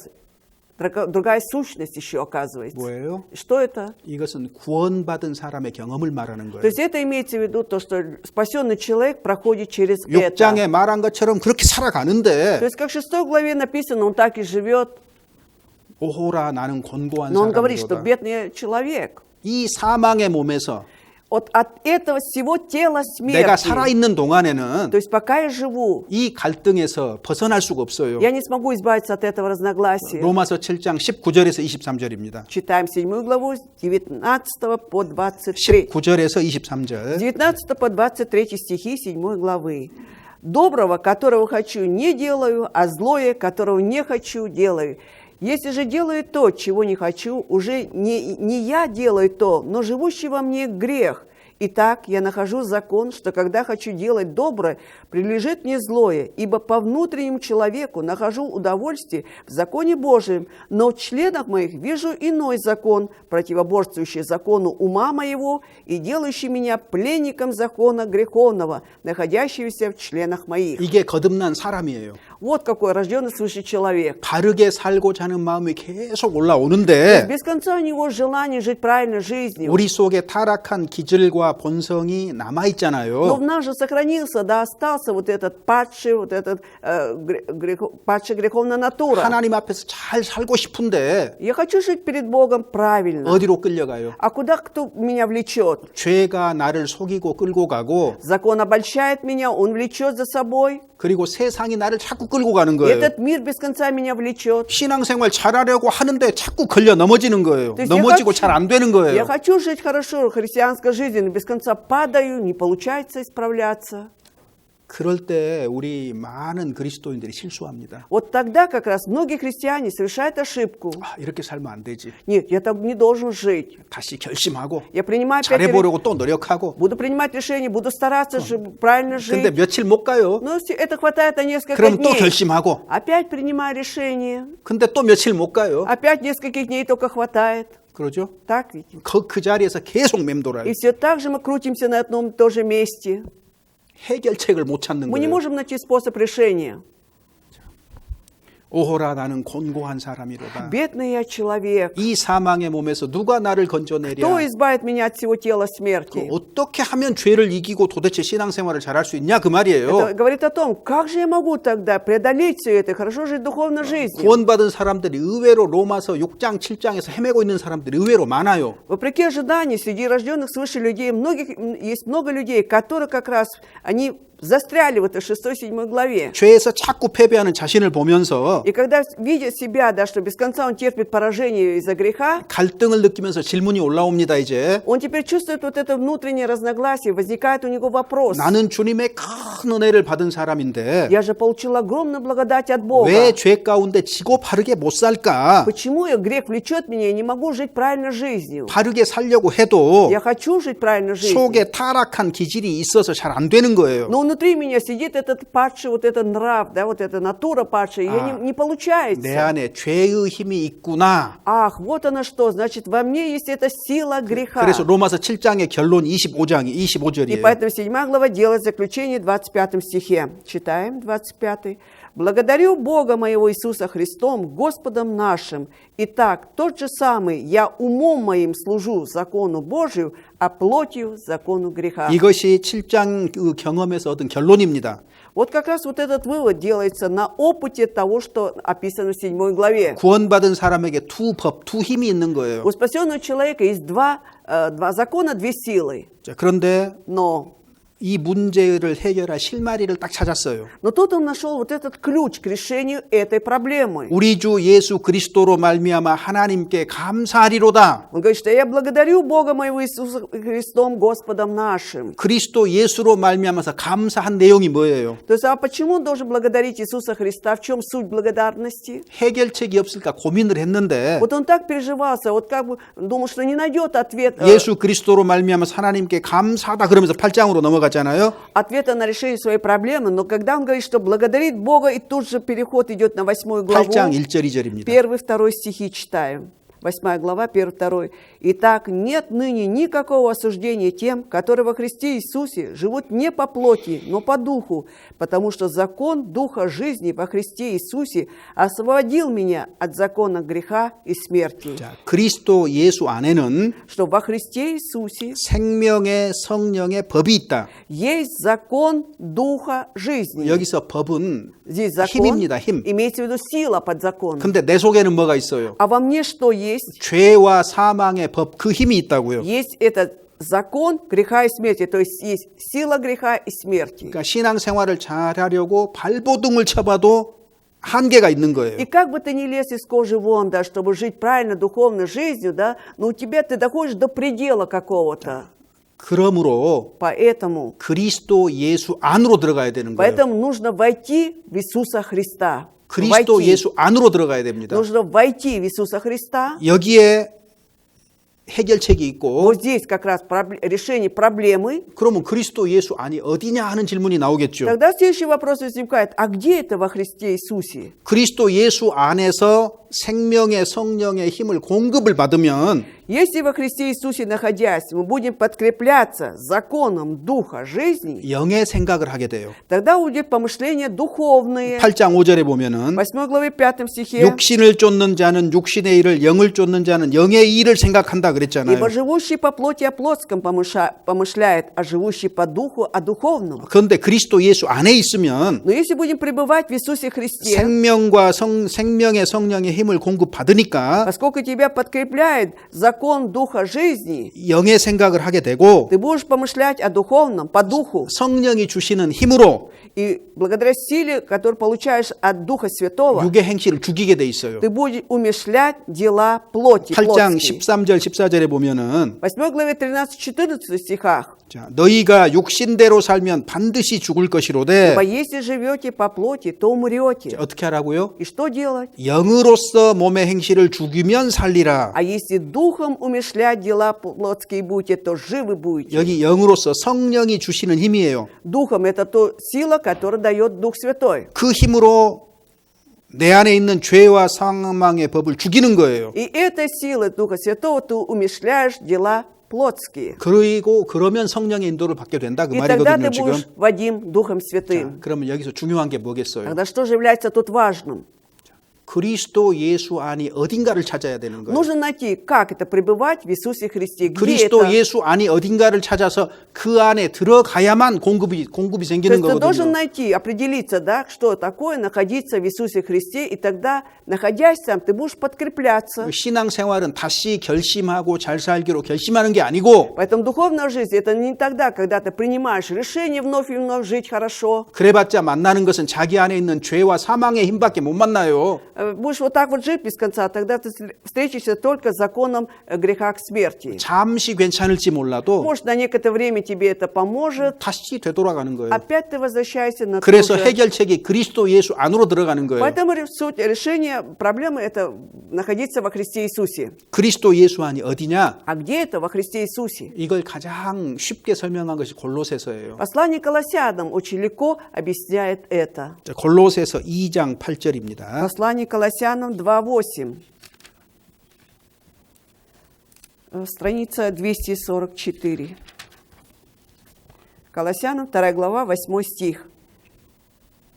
«Смотрите, братья, чтобы кто не увлек вас философией и пустым обольщением по преданию человеческому, по стихиям мира, а не по Христу».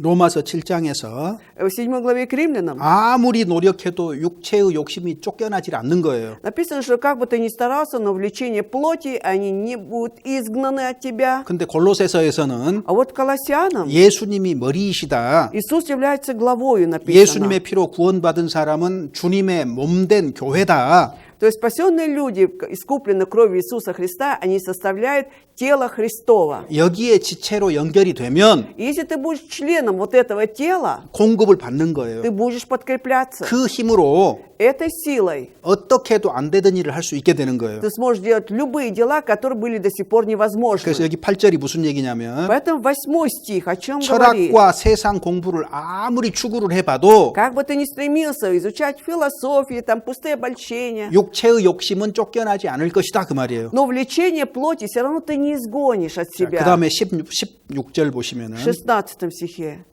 Итак, никто да не осуждает вас за пищу или питье, или какой-нибудь праздник, или новомесячие, или субботу. 율법의 그 형식주의를 따르고 추구를 해봐도 Как бы ты ни стремился соблюдать вот эти вот формальности закона, 경건하게 예배를 드려봐도 даже будет благочестиво ты поклоняться Богу, 육체의 욕심은 안 쫓겨난다는 но 거예요. опять влечение плоти, они никуда не денутся. 그러니까 어떻게 해요? Поэтому что делать? 18절. 18 стих.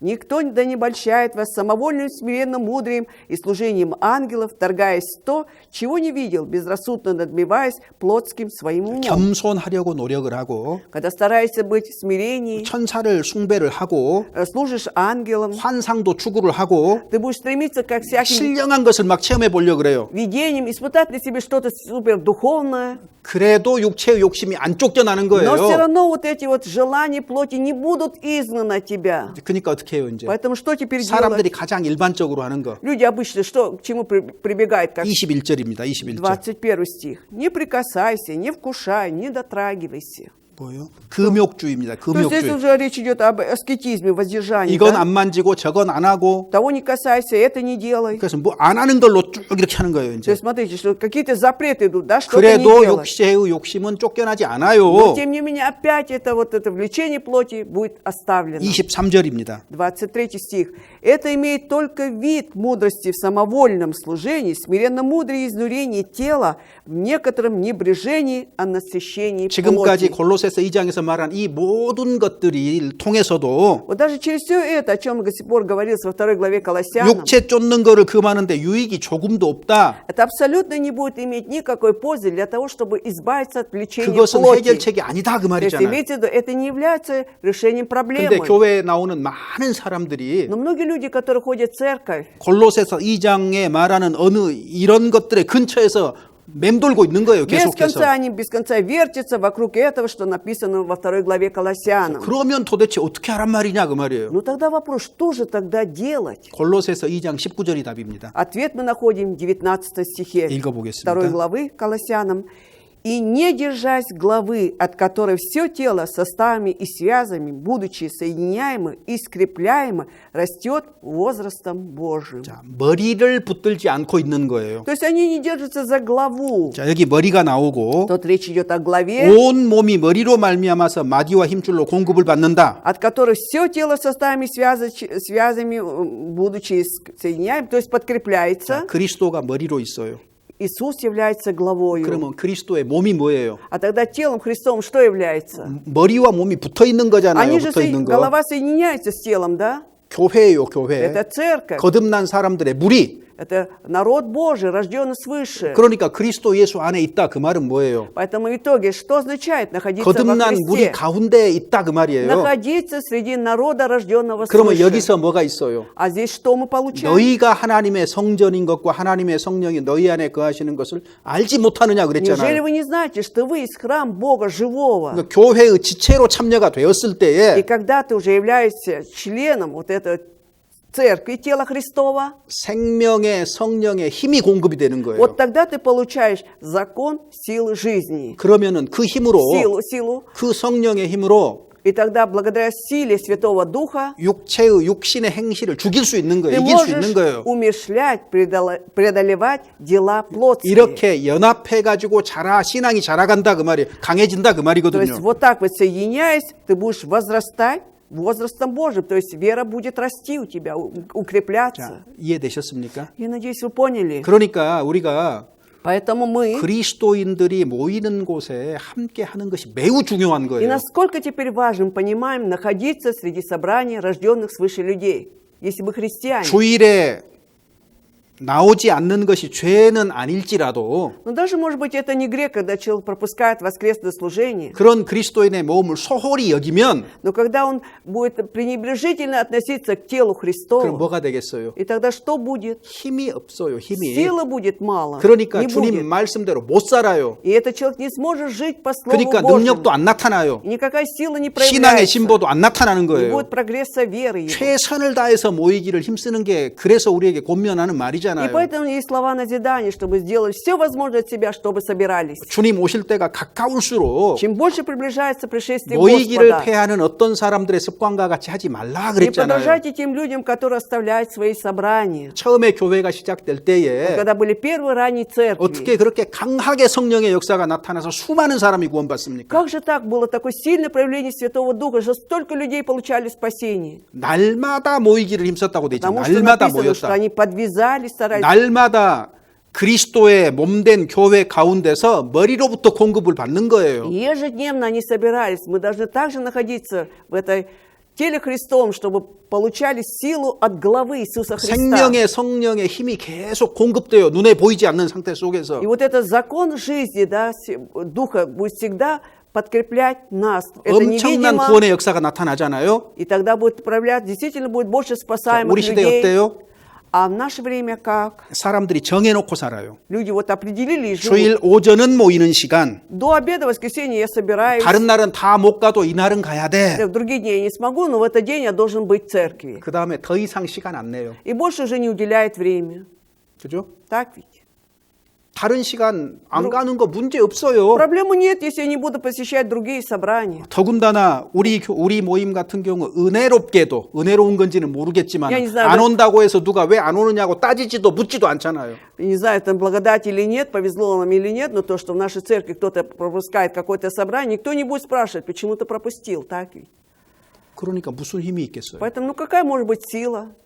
주일도 Если даже воскресный день, 나왔다가 то пришли, 안 나왔다가 то не пришли. 하여튼 요만큼만 안 나올 핑계거리 생기면 안 나오기를 아주 즐겁게 여기거든요. То есть, как только появляется малейшая возможность не прийти, то мы тут же оправдываемся, почему не смогли. 눈이 많이 와서 못 오고요. Снег обильно выпал. 오늘은 추워서 못 오고요. Сегодня холодно, я не мог пойти. 뭐 코로나 무슨 뭐 Или QR 코드가 корона, 없어서 못 오고요. нету QR-кода, не мог. 없으면 올 수 있도록 준비해야지요. Но если нет этого, то должен был подготовиться, чтобы ты получил все это. 뭐 오늘은 누가 아파서 못 오고요. 집안에 무슨 일이 있고요. Кто-то сегодня заболел, дома в семье что-то случилось. 처음부터 지고 시작하는 거예요. 처음부터 То есть с 지고. самого начала он уже поражает, то есть находится в поражении, да, и живет там. 근데 무슨 힘이 공급이 Ну 돼요? какую силу он может получить? 무슨 능력이 Да? 나타나겠냐 그 Какая- 말이에요. Вопрос, 마음 자세가 처음부터 틀렸어요. какая сила может проявиться, если уже 무슨 отношения... 일이 있어도 Какая сердце, какая позиция сердца у него. 무슨 일이 있어도 Но что бы ни случилось, 그리스도인 모임 있으면 나는 반드시 간다. если есть собрание христиан, я непременно пойду. 내 아파도 기어서라도 간다. Если я даже болен, хоть поползу, но 내 пойду. 죽어도 그 모임 가운데서 죽는다. Если я даже умру, я лучше в этом собрании умру. 그런 정도의 비장한 마음으로 신앙생활하는 거예요. Вот эту героическую готовность надо иметь, 근데 чтобы жить. 주일 하루 딱 구별해 놓고 오전 구별해 Но 놓고 когда мы отделили вот это до воскресное время, до обеда воскресное время, 나머지는 자기 할 일이 아주 많아요. 아주 많아. а остальное вот время посвящает только себе. У меня столько дел остальное. 그 중에서 영원까지 가는 것이 뭔데요? Но что из этих дел что-то приведет вас в вечность? 우리 시대의 그리스도인들이 연약한 이유가 여기가 있어요. Вот как раз вот слабость вот этой верующих людей в наше время в этом заключается. 오늘 주일에 말씀 못 들으면 Но если сегодняшнее воскресенье я не послушаю слово, 인터넷으로 클릭해서 по 들으면 되지 интернету 뭐. на сайте послушаю, включу и все. 오늘 주일 하나 못 들었지만 내가 클릭해가지고 두 개 듣고 3개 들으면 되지 뭐. Если сегодня я послушал воскресную проповедь, потом еще включу там сайт, могу 2-3 проповеди 여러분 послушать. 음식을 막 준비했을 때 따뜻한 밥하고 차갑게 식은 밥하고 같습니까? Вот есть и разница, да, между только что приготовленной пищей горячей, да, либо уже охлажденной пищей, давнишней. 무슨 차이가 있는 줄 아세요? Вы 인터넷으로 듣는 거? знаете, то, что вы слушаете по интернету, какое различие? 그거 잘하는 거지만은 안 듣는 것보다는 낫지만 Конечно, лучше, чем вообще не слушать, но... 불가피한 이유가 있으면 그렇게라도 해야지요. Да, но если неизбежно есть причина, тогда хотя бы так слушаем. Но, 함께 나와서 듣는 것하고 혼자서 듣는 거 무슨 차이 있는 줄 아세요? знаете ли вы, есть какая разница, когда человек один слушает, либо сообща тут слушает? 너희가 하나님의 성전이라 그랬고 Сказано, что вы ведь храм Божий, 그 안에 성령이 다니시는데 и Дух Божий ходит 교회 среди вас. 가운데 하나님이 다니신다고요. Написано, что Бог ходит среди церкви. 그러니까 차이가 아주 확실한 차이가 나버리는 Поэтому 거예요. тут 하나님 видим 편에서 четкую 보면은. и ясную разницу с точки зрения Бога. 그래서 대개 인터넷으로 듣잖아요. И когда большинство слушает по интернету, 네. часто, 제가 확증은 할 수는 없는데 Я не могу это удостовериться в этом. 하나님은 그런 방식으로 말씀 듣는 거를 정해준 적이 없기 때문에 Но поскольку Бог не определил вот такой способ слушания слова, 과연 성령의 역사가 있을까? будет ли тогда действие Святого Духа? 물음표입니다. Это 물음표. просто вопросительный знак. 그냥 단순하게 А так просто. 머릿속에 쌓이는 것은 아닐까? Может быть, просто человек складывает знания в голове. 이런 생각이 들어요. Вот такие мысли приходят. 확증 없습니다. И, конечно, я не могу 이건 제 это 개인 생각. доказать, это мои личные 그런데 мысли. 하나님이 정하신 방법은 Но способ установлен Богом. 수고하고 힘들더라도 Как бы нам ни было трудно. 최선을 다해서 모이라는 거예요. То есть Бог хочет, чтобы мы делали все возможное, чтобы 여기서 공급이 생기는 거거든요. 여기서. собирались. Вот здесь мы 그러니까 получаем подкрепление. 모이는 것을 소홀히 하고 가볍게 여기는 사람이 신앙의 성장이나 어떤 능력이 나타날 수가 없게 돼 있다는 걸 아셔야 который 됩니다. пренебрегает, легкомысленно относится к собранию, он никогда не получит вот эту силу Святого Духа. Да? 혼자 열심히요. Не будет роста. 미안하지만은 제자리 걸음이에요, 그거. Я один буду усердно делать, извините, но вот будете топтаться на 개인의 месте. 힘이라는 건 능력이라는 건 한계가 있는 거예요. Потому что вот эта сила, да, или способности каждого человека, они не имеют предела. 공급받는 힘으로 주님의 힘으로 돼야 되는 А нужно 거거든요. подкрепляться силой. От кого? От Бога. 그래서 그리스도 예수 아니라는 것이 어디냐? Поэтому что такое находиться во Христе Иисусе? 그리스도가 어떻게 생겼냐? Как выглядит Иисус? 그가 머리시고 Он является главою. 거듭난 사람들 그 교회가 몸이에요, 몸. А церковь, рожденная свыше людей, является телом Его. 그래서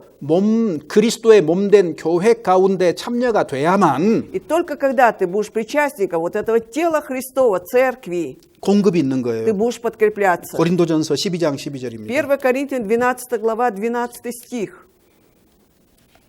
12 глава, 12 стих, 1 Коринфянам, страница 214. 12장 12절 같이 읽어보겠습니다. 12 главу, 12 стих читаем вместе.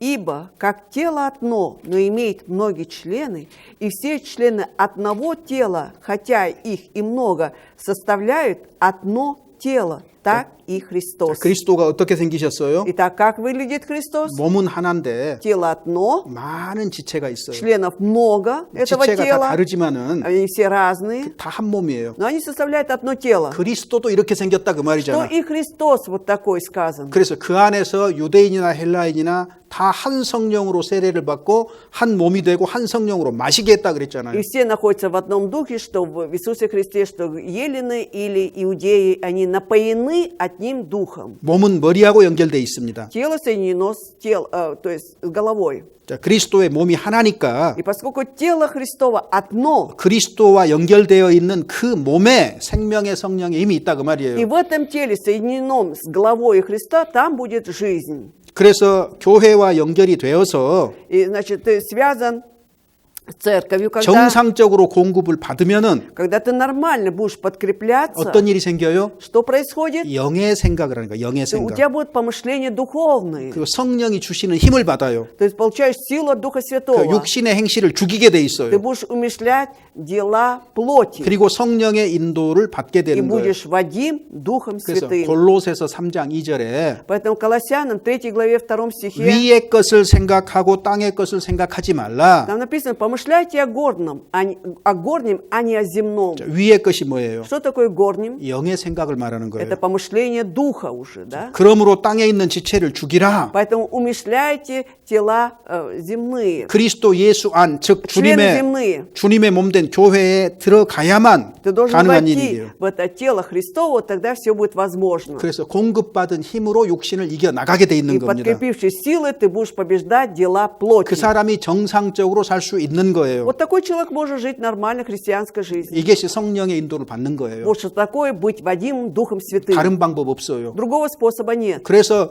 교회가 무엇인지 정확하게 알아야 돼요. Поэтому нужно четко знать, что такое церковь. 교회로 등록이 돼 있으면 교회가 되는 게 아니에요. Церковь не тогда, когда ты зарегистрирован как член церкви этой. 교회의 지체들 대다수가 거듭난 사람들이어야만 되는 거예요. Нужно, чтобы большинство членов этой церкви были рождены свыше. 그래서 구원을 받으면 И когда получают 제일 спасения, 중요한 게 뭐예요? что является самым важным? 거듭난 사람들 무리 가운데 참여하는 거고 Находиться среди рожденных свыше людей. 구원받으면 한 사람이 구원받으면 성령이 오셔서 우리를 그 무리 가운데로 끌어가는 То 거예요. есть, когда мы получаем спасение, Дух Святой приходит в нас, Он ведет нас в это собрание. 거기서 신앙생활하면서 주님의 재림을 기다리는 И 겁니다. живем там христианской духовной жизни и ожидаем второго пришествия 그래서 Господа. Там 초림하셔서 우리를 구속하셨고 первым пришествием Он искупил нас, 그리고 재림을 약속하셨는데 обещал второе 그 пришествие. 초림과 재림 사이의 핵심이 뭐냐? 교회다 그 말이에요. И сутью между первым и вторым пришествием что является? Церковь.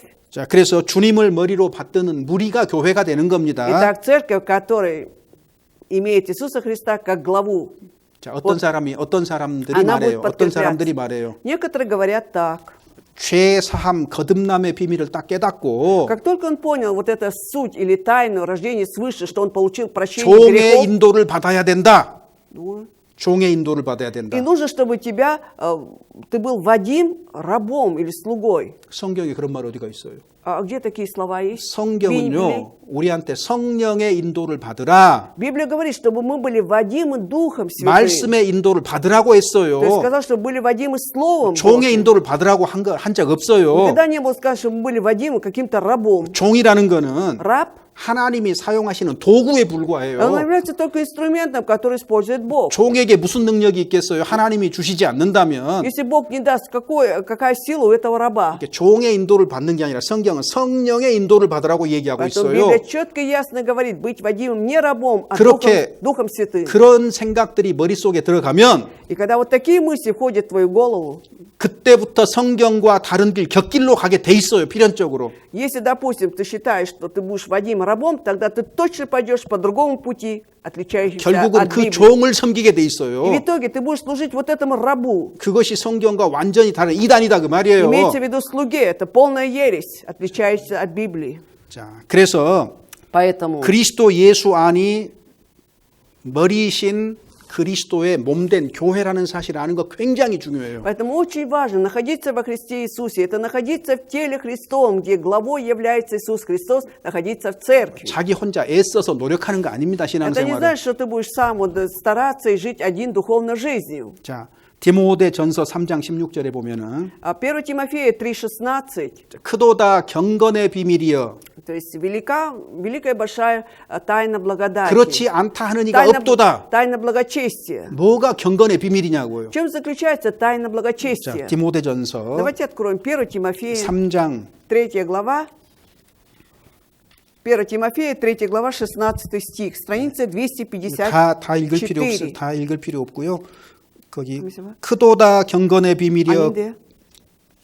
디모데전서 Нашли, да? 16 стих. 크도다 경건의 Мы не 비밀이여. будем все читать. И беспрекословно. Великое благочестие тайна. 자, 근데 여기 무엇을 경건의 비밀이라고 그랬어요? Тогда в чем заключается тайна благочестия тут?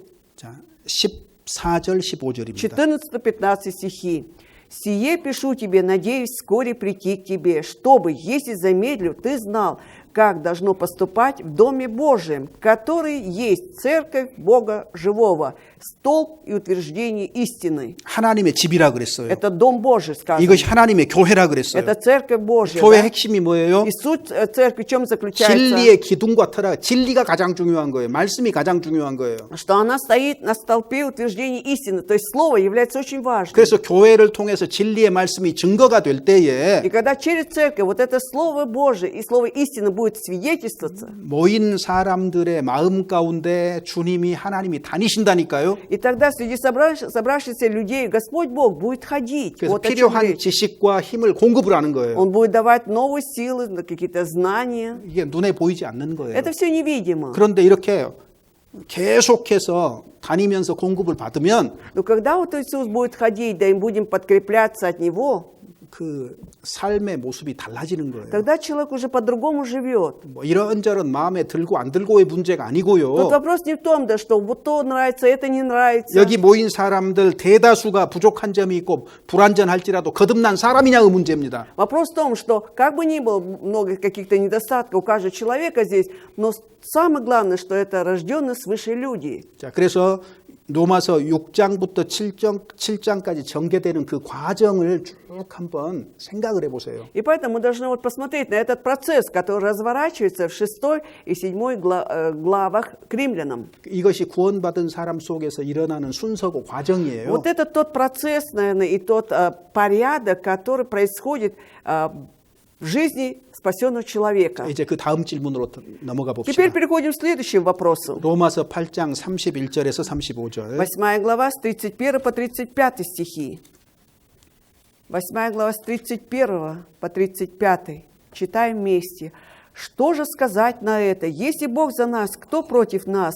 Тот, который Сына Своего не пощадил, но предал Его за всех нас, как с Ним не дарует нам и всего? Кто будет обвинять избранных Божьих?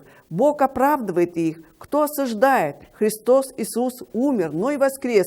Он и одесную Бога, Он и ходатайствует за нас. Кто отлучит нас от любви Божией? Скорбь или теснота, или гонение, или голод, или нагота, или опасность, или меч?» Как написано.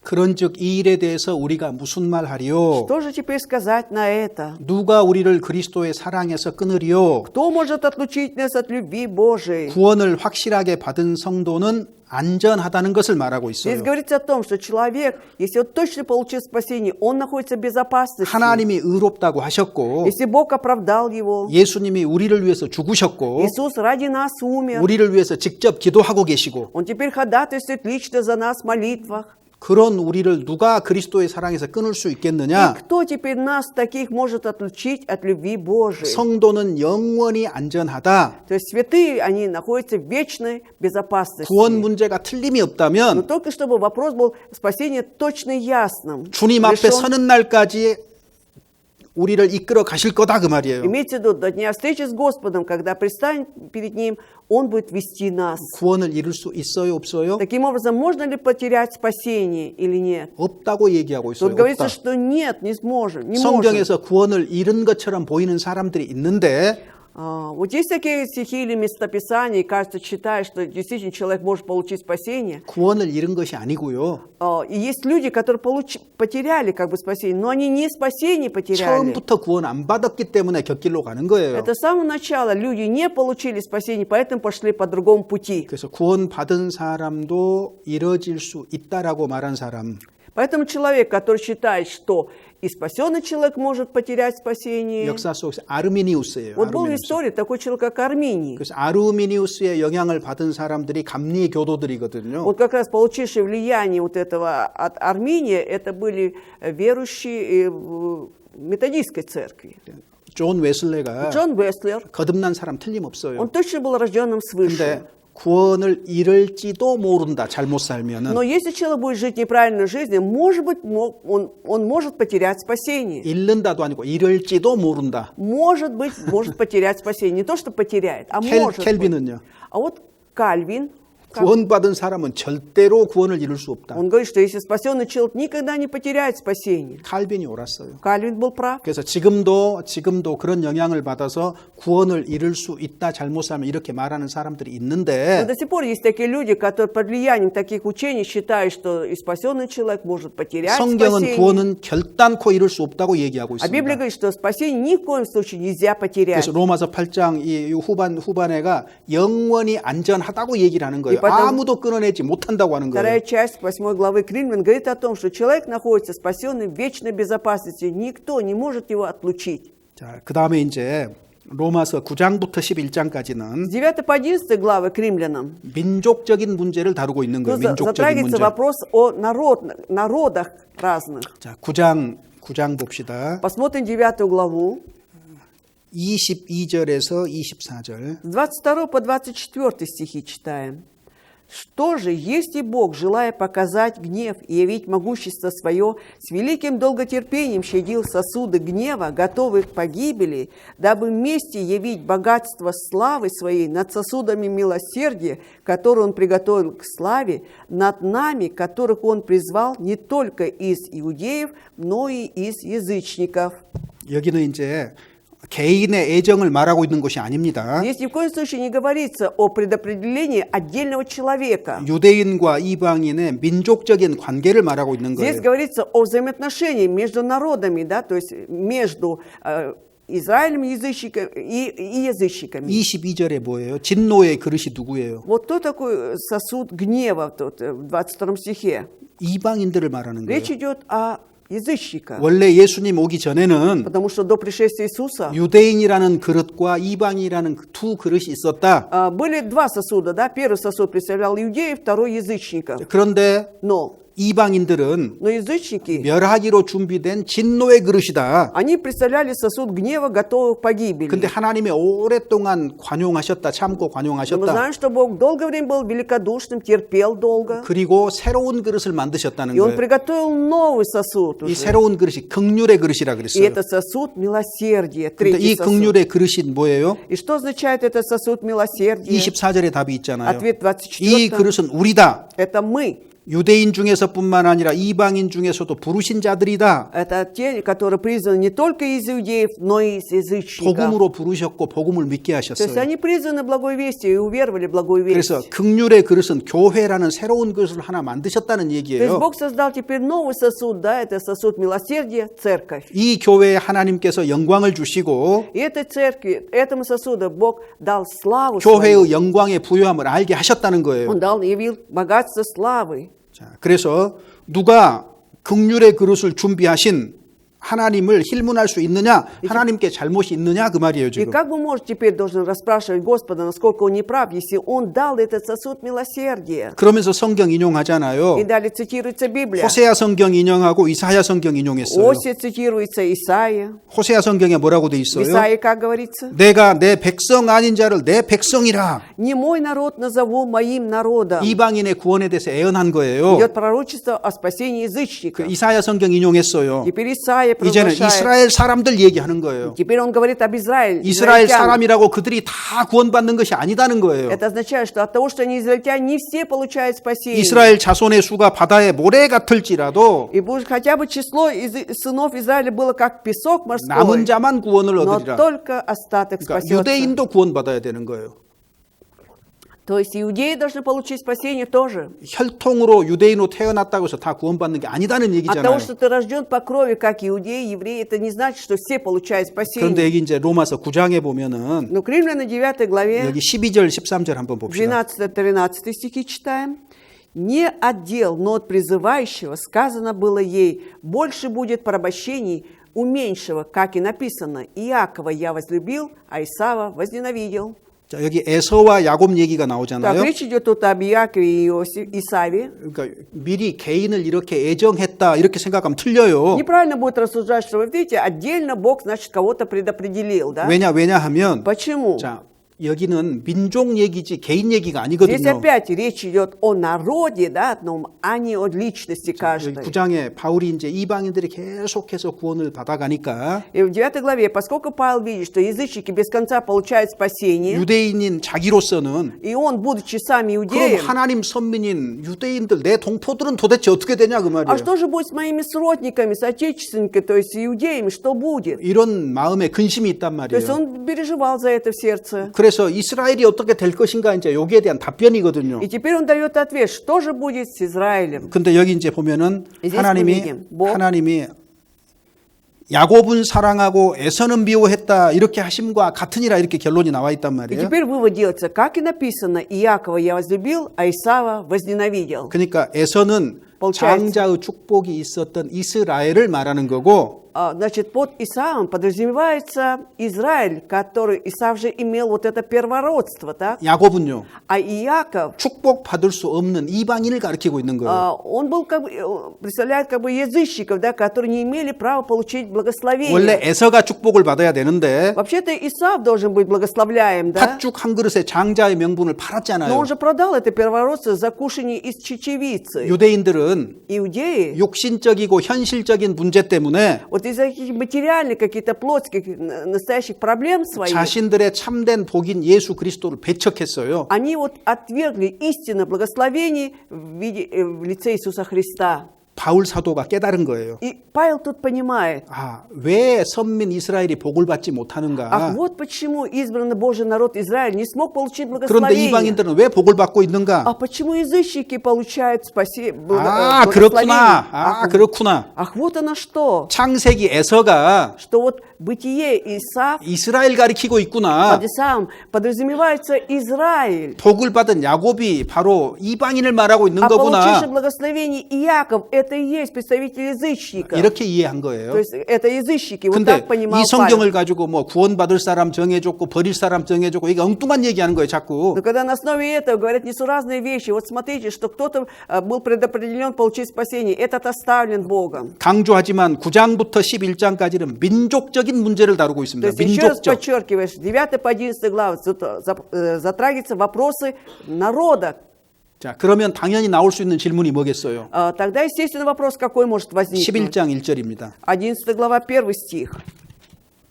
Итак, спрашиваю, неужели Бог отверг народ свой? Никак, ибо и я израильтянин от семени Авраамова, из колена Вениаминова. 하나님이 그렇다면 자기 백성을 버리셨느냐? Неужели Бог отверг тогда свой народ? 안 버렸다는 거예요. Нет, говорит, не отбросил. 그리스도를 배척했기 отверг. 때문에 Да, они отвергли Иисуса Христа. 그들에 대한 하나님의 회의가 끝났느냐? Что, все закончилось на этом, история Бога на Израиле? 이스라엘 영원히 버리셨느냐? Что навечно отверг Израиль Бог. 그렇다고 해석하는 사람들이 있어요. Да дело в том, что есть люди, которые считают, что Бог отверг Израиль 그러니까 навечно. 유대인들을 반대하는 생각을 자꾸 해요. И в это вот эти антисемитские мысли без конца возникают. 유대인이 없다면 우리가 이방인이 우리가 어떻게 구원을 받아요? А если бы не было в Иудее, как мы, язычники, получили бы спасение? 귀한 사람들이 귀한 Они 사람들. драгоценные люди. 지금도 유대인에 대한 하나님의 계획은 지금도 남아 있어요. Потому что до сих пор Божий план так и остался по отношению к Израилю. 성경은 유대인들이 민족적으로 자기 땅에 돌아와서 반드시 회복된다고 말하고 И 있어요. Библия говорит, что израильтяне непременно вернутся на свою землю, и Бог все восстановит. 해와 달이 떠 있는 한 Пока будет висеть луна и солнце. 지구상에서 이스라엘은 없어지지 않는다고 성경은 말하고 Библия 있습니다. говорит о том, что на земном шаре не исчезнет израильский народ. 스펄전도 이 사실을 믿었어요. Спержин верил в этот факт. 성경 해석을 하면서 Толкуя Писание, 이스라엘은 구약으로 끝났다. что когда говорит, что вот Израиль, значит, закончился Ветхим Заветом, 그들에게 주어진 축복이 교회로 넘어갔다. теперь это благословение, которое им было дано, перешло на церковь новозаветная. 이거는 성경과 다른 말입니다. Когда вот так люди говорят, это совершенно отличается от 이 Библии. 사람들은 이스라엘을 그러니까 빼놓고 가르치는 거예요. И поэтому они дальше будут учить, то есть исключая вообще Израиль. 이스라엘에게 뭔 말만 하면 전부 다 이거 교회에 이렇게 해줄 거라고 전부 다 이렇게 얘기를 해요. Если речь идет об Израиле, они все переносят, что это относится теперь к церкви. 에레미야 성경 31장. Иеремия, 31 глава. 에레미야 성경 31장. Иеремия, глава 31, 35절에서 37절입니다. с 35 по 37 стихи. Страница 770. 31 глава Иеремии, 35절에서 37절입니다. 35 стиха по 37. 같이 읽겠습니다. Вместе читаем. Так говорит Господь, который дал солнце для освещения днем, уставы луне и звездам для освещения ночью, который возмущает море, так что волны его ревут. Господь Саваоф, имя ему. Если сии уставы перестанут действовать передо мною, говорит Господь, то и племя Израилева перестанет быть народом предо мною навсегда. Так говорит Господь. Если небо может быть измерено вверху и основание земли исследовано внизу, то и я отвергну все племя Израилева за все то, что они делали, говорит Господь. 하늘에 해와 달과 별의 규칙을 정해놨는데 Вот Бог дал уставы, солнце, да, звездам, луне на небе. 이것을 사람이 폐할 수가 있느냐? Вот люди могут все это отменить? 이거 폐할 수가 없다는 Нет, 거예요. не смогут это 그런 отменить. 것처럼 이스라엘 자손도 내 앞에서 폐해지지 않는다는 Вот то 거예요. же самое Бог говорит, что я оставлю, племя Израилева останется у меня. 하늘 측량할 수 있느냐? Можно ли измерить небо? 땅의 기초를 탐지할 수 있느냐? Можем ли исследовать внизу то, что в земле, под 그것이 землей? 가능하다면 내가 이스라엘 Да? 버리겠다 그 Он 말이에요. говорит, что если это возможно, тогда я отвергну Израиль. 우리 21세기 살아갑니다. Вот мы живем в 21 веке. 우주가 얼마나 큰지 있고 현대 과학이 몰라요 지금도. До сих пор современная наука не знает, насколько велика Вселенная. 땅의 깊은 곳 몰라요. То, что глубоко внизу под землей, не знаю. 아는 것은 적고요. 모르는 게 너무너무 많아요. Мало знает, еще много чего неизведанного. 사람이 무엇이나 되는 것처럼 생각할지 몰라도 Люди думают, что человек что-то может сделать.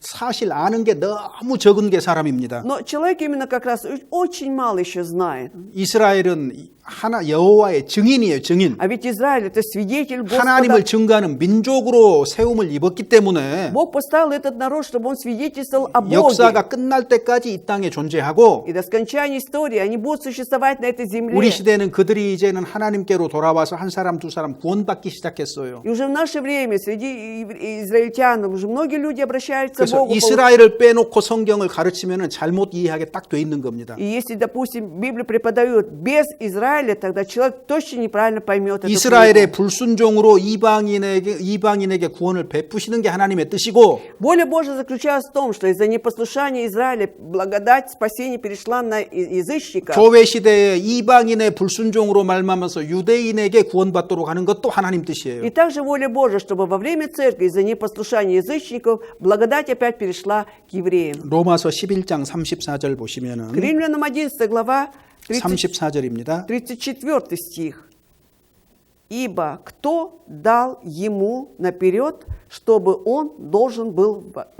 Извините. «Ибо кто познал ум Господень, или кто был советником ему?» 하나님의 지혜와 지식이 부요롭다는 거예요. То есть это богатство познания ума у Господа. 하나님은 순서를 정해서 사람들을 구원하셨던 것, 민족들에게 구원의 은혜를 베푸셨던 То есть 거예요. Бог определил порядок, да, кто за кем будет получать благодать спасения. 사람들은 이 하나님의 지혜를 측량을 못해요. Но человек не может познать этот ум Господень. 누가 이런 주의 마음을 알았느냐? То есть кто познал ум Господень? 누가 주의 마음 알아요? А кто знает ум Господень? 주의 마음을 아는 사람이 있는데 Есть человек, который может познать ум Господень. 거듭난 그리스도인만 알아요. Только rожденный свыше христианин. 고린도전서 2장 16절에 보면은 Если посмотреть 1 Коринфянам 2:16. 자, 한번 찾아볼까요? 고린도전서 Давайте 2장 посмотрим. 16절. 2장 16절입니다. 1 Коринфянам 2 глава 16 стих. Тут же следом. Страница 205. «Ибо кто познал ум Господень, чтобы мог судить его, а мы имеем ум Христов». 누가 주의 마음을 알아요? Кто может познать ум Господень? 우리가 그리스도의 마음을 가졌느니라. А мы имеем ум Христов. 거듭난 사람은 그리스도의 마음을 가지고 있는 То 거예요. есть рожденные свыше люди имеют ум Христов. 그러면 주의 마음을 참으로 아는 이 사람들은 어떻게 신앙생활을 해야 되느냐? Теперь люди, имеющие вот это познание ума Христова, как даже жить духовной жизнью. 이 사실을 밝히는 것이 로마서 12장이에요. Вот в 12 главе как раз об этом говорится. К 로마서 римлянам. 12장 1절 2절입니다. 12 глава, 1-2 стихи. «Итак, умоляю вас, братья, милосердием Божьим, представьте тела ваши, жертву живую, святую, благугодную Богу, для разумного служения вашего, и не сообразуйтесь веком сим, но преобразуйтесь обновлением ума вашего, чтобы вам познавать, что есть воля Божия, благая, угодная и совершенная». 12장부터 끝까지는 이제 신앙 생활에 대한 얘기예요. То есть 12 главы до конца уже говорится о духовной жизни. 거듭난 사람은 То есть рожденный свыше человек 즉시 하나님의 제사장이 되었다. тут же становится священником Божьим. 그리고 제사장이 드리는 제물이 바로 자신의 몸이라는 거예요. И вот жертву, которую приносит священник, это и есть как раз его тело. 그래서 너희 몸을 하나님이 기뻐하시는 거룩한 산 제사로 드리라. Поэтому представьте тела ваши жертву живую, благугодно Богу. 이것이 너희에 드릴 영적인 예배니라. Для разумного, то есть духовного служения вашего. 우리 시대에 예배에 대한 오해가 있어요. Вот в наше время неправильно понимают, что такое служение, да? 주일 오전에 모이는 것만을 богослужение. 제한적으로 예배라고 생각을 Они 해요. считают богослужение, то есть ограничивают, что это время, когда мы проводим здесь до обеда, 그러면 воскресенья. 나머지 날들은 뭐 해요? А другие дни что делаем? 월요일부터 토요일까지는 뭐 해요? С пятницы, то есть с понедельника по субботу что делаем? 예배 안 합니까? Что вы не поклоняетесь Богу? 그 말에 위험이 도사리고 То есть в 있습니다. этих словах есть все же опасность, когда так считают.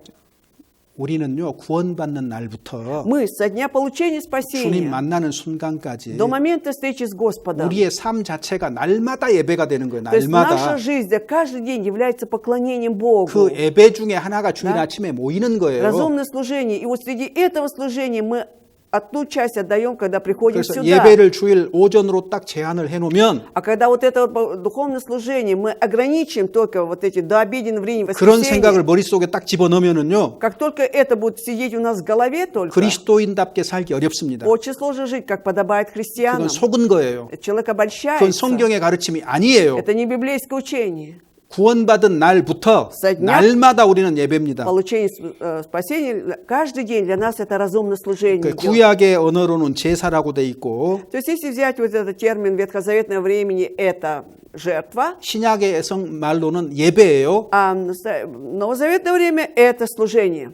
제사가 뭐예요, 제사가? Что такое жертва? 죽이는 거예요, 죽이는 거. Когда убивают, 짐승 죽이는 거. умерщвляют ведь животных, да? 그럼 어떻게 하면 제사 죽이냐? То есть как нужно убивать это животное? 자, 2절에 나와 있잖아요. 하나님의 뜻이 무엇인지 분별을 한 다음에 Значит, сначала мы должны познавать, что есть воля Божия во втором 자기를 стихе. 죽여야 돼요. Это тем самым мы умерщвляем 어떻게 себя. 해요? Каким образом? 하나님 그 뜻에 순종하고 복종하는 거, 굴복하는 거예요. Когда мы подчиняемся, да, мы проявляем послушание этой воле Божией, тем самым умерщвляем. 이것이 제사의 예물이 되는 겁니다. Это и будет как раз жертвой, да, для жертвоприношения. 자, 그래서 구원받은 다음에는 То есть после получения спасения 하나님의 뜻을 분별을 하고 ты должен познавать волю Божию, в чем она, 예수님처럼 и как Иисус, 내 원대로 마옵시고 아버지의 원대로 하옵소서. который сказал, впрочем, пусть будет не по моей воле, а по воле Отца моего. 요게 신앙생활입니다. В этом заключается христианская жизнь. 누구든지 나를 따라오려거든 자기를 부인하고 Кто хочет следовать за мной, отвергни себя. 자기 십자가를 지고 따르라 Неси 그랬잖아. свой крест, 자기를 написано, да? 부인한다. 자기 죽이는 거예요, 이게. Отвергни 제물로 себя. 드리는 거예요. Это себя жертва даешь, ты умерщвляешь себя. 근데 여전히 자기 생각을 따라서 신앙생활을 하고 있어요. Но когда 삶을 살아가요. ты живешь духовной жизнью, все время полагаясь только на свои мысли. 제사장으로 세워놨더니 제사를 안 드리네요. Тебя поставили священника, ты не приносишь жертвы как священник. 어떡할까요? Что с ним надо делать? 주님 말씀에 순종하고 복종하는 길을 가는 것이 제사예요. 예배예요. Жертва и служение, когда ты живешь до послушания Слову Божьему, 그래서 подчинении. 예배가 무엇인가, Что такое служение? 신앙생활이 무엇인가를 얘기한 다음에 Богослужение, поклонение, духовная жизнь. После 12장 этого, 3절에는 после этого, в 12 главе 3 стихе, 개인으로서 어떻게 해야 되느냐. как лично каждый человек должен поступать. 하나님이 각 사람에게 나눠준 분량대로 생각하고 살아라 그 말이에요. То есть ты должен жить по мере того, что Бог, по мере веры, какую каждому Бог уделил. 그리고 지체로서 교회 생활을 말하고 있어요. И как члены тела церкви, ты как ты должен жить в церкви, 그 церковной 다음에 жизнью. 이웃 사람들에게는 어떻게 할 거냐. Даже как поступать ты должен к окружающим, ближним людям. 우리를 대적하는 원수들에게는 어떻게 할 거냐. Как относиться врагам, которые противятся тебе. 로마서 13장에는요. В 13 главе к римлянам. 권세자, 국가에 대해서는 우리가 어떤 태도를 지녀야 되느냐. Какое отношение у нас должно быть к власть имущим государству? 국가에 대한 마땅한 의무를 다 하라고 얘기하고 Тут 있잖아요. говорится о том, что должен выполнять все государственные обязанности. 그리고 14장에서 15장에서는요. А в 14-15 главах, 구원받은 사람 중에는 연약한 자가 있기 마련이다. что это точно среди даже спасенных людей есть немощные 강한 вере, 자도 있기 마련이다. есть и сильные вере.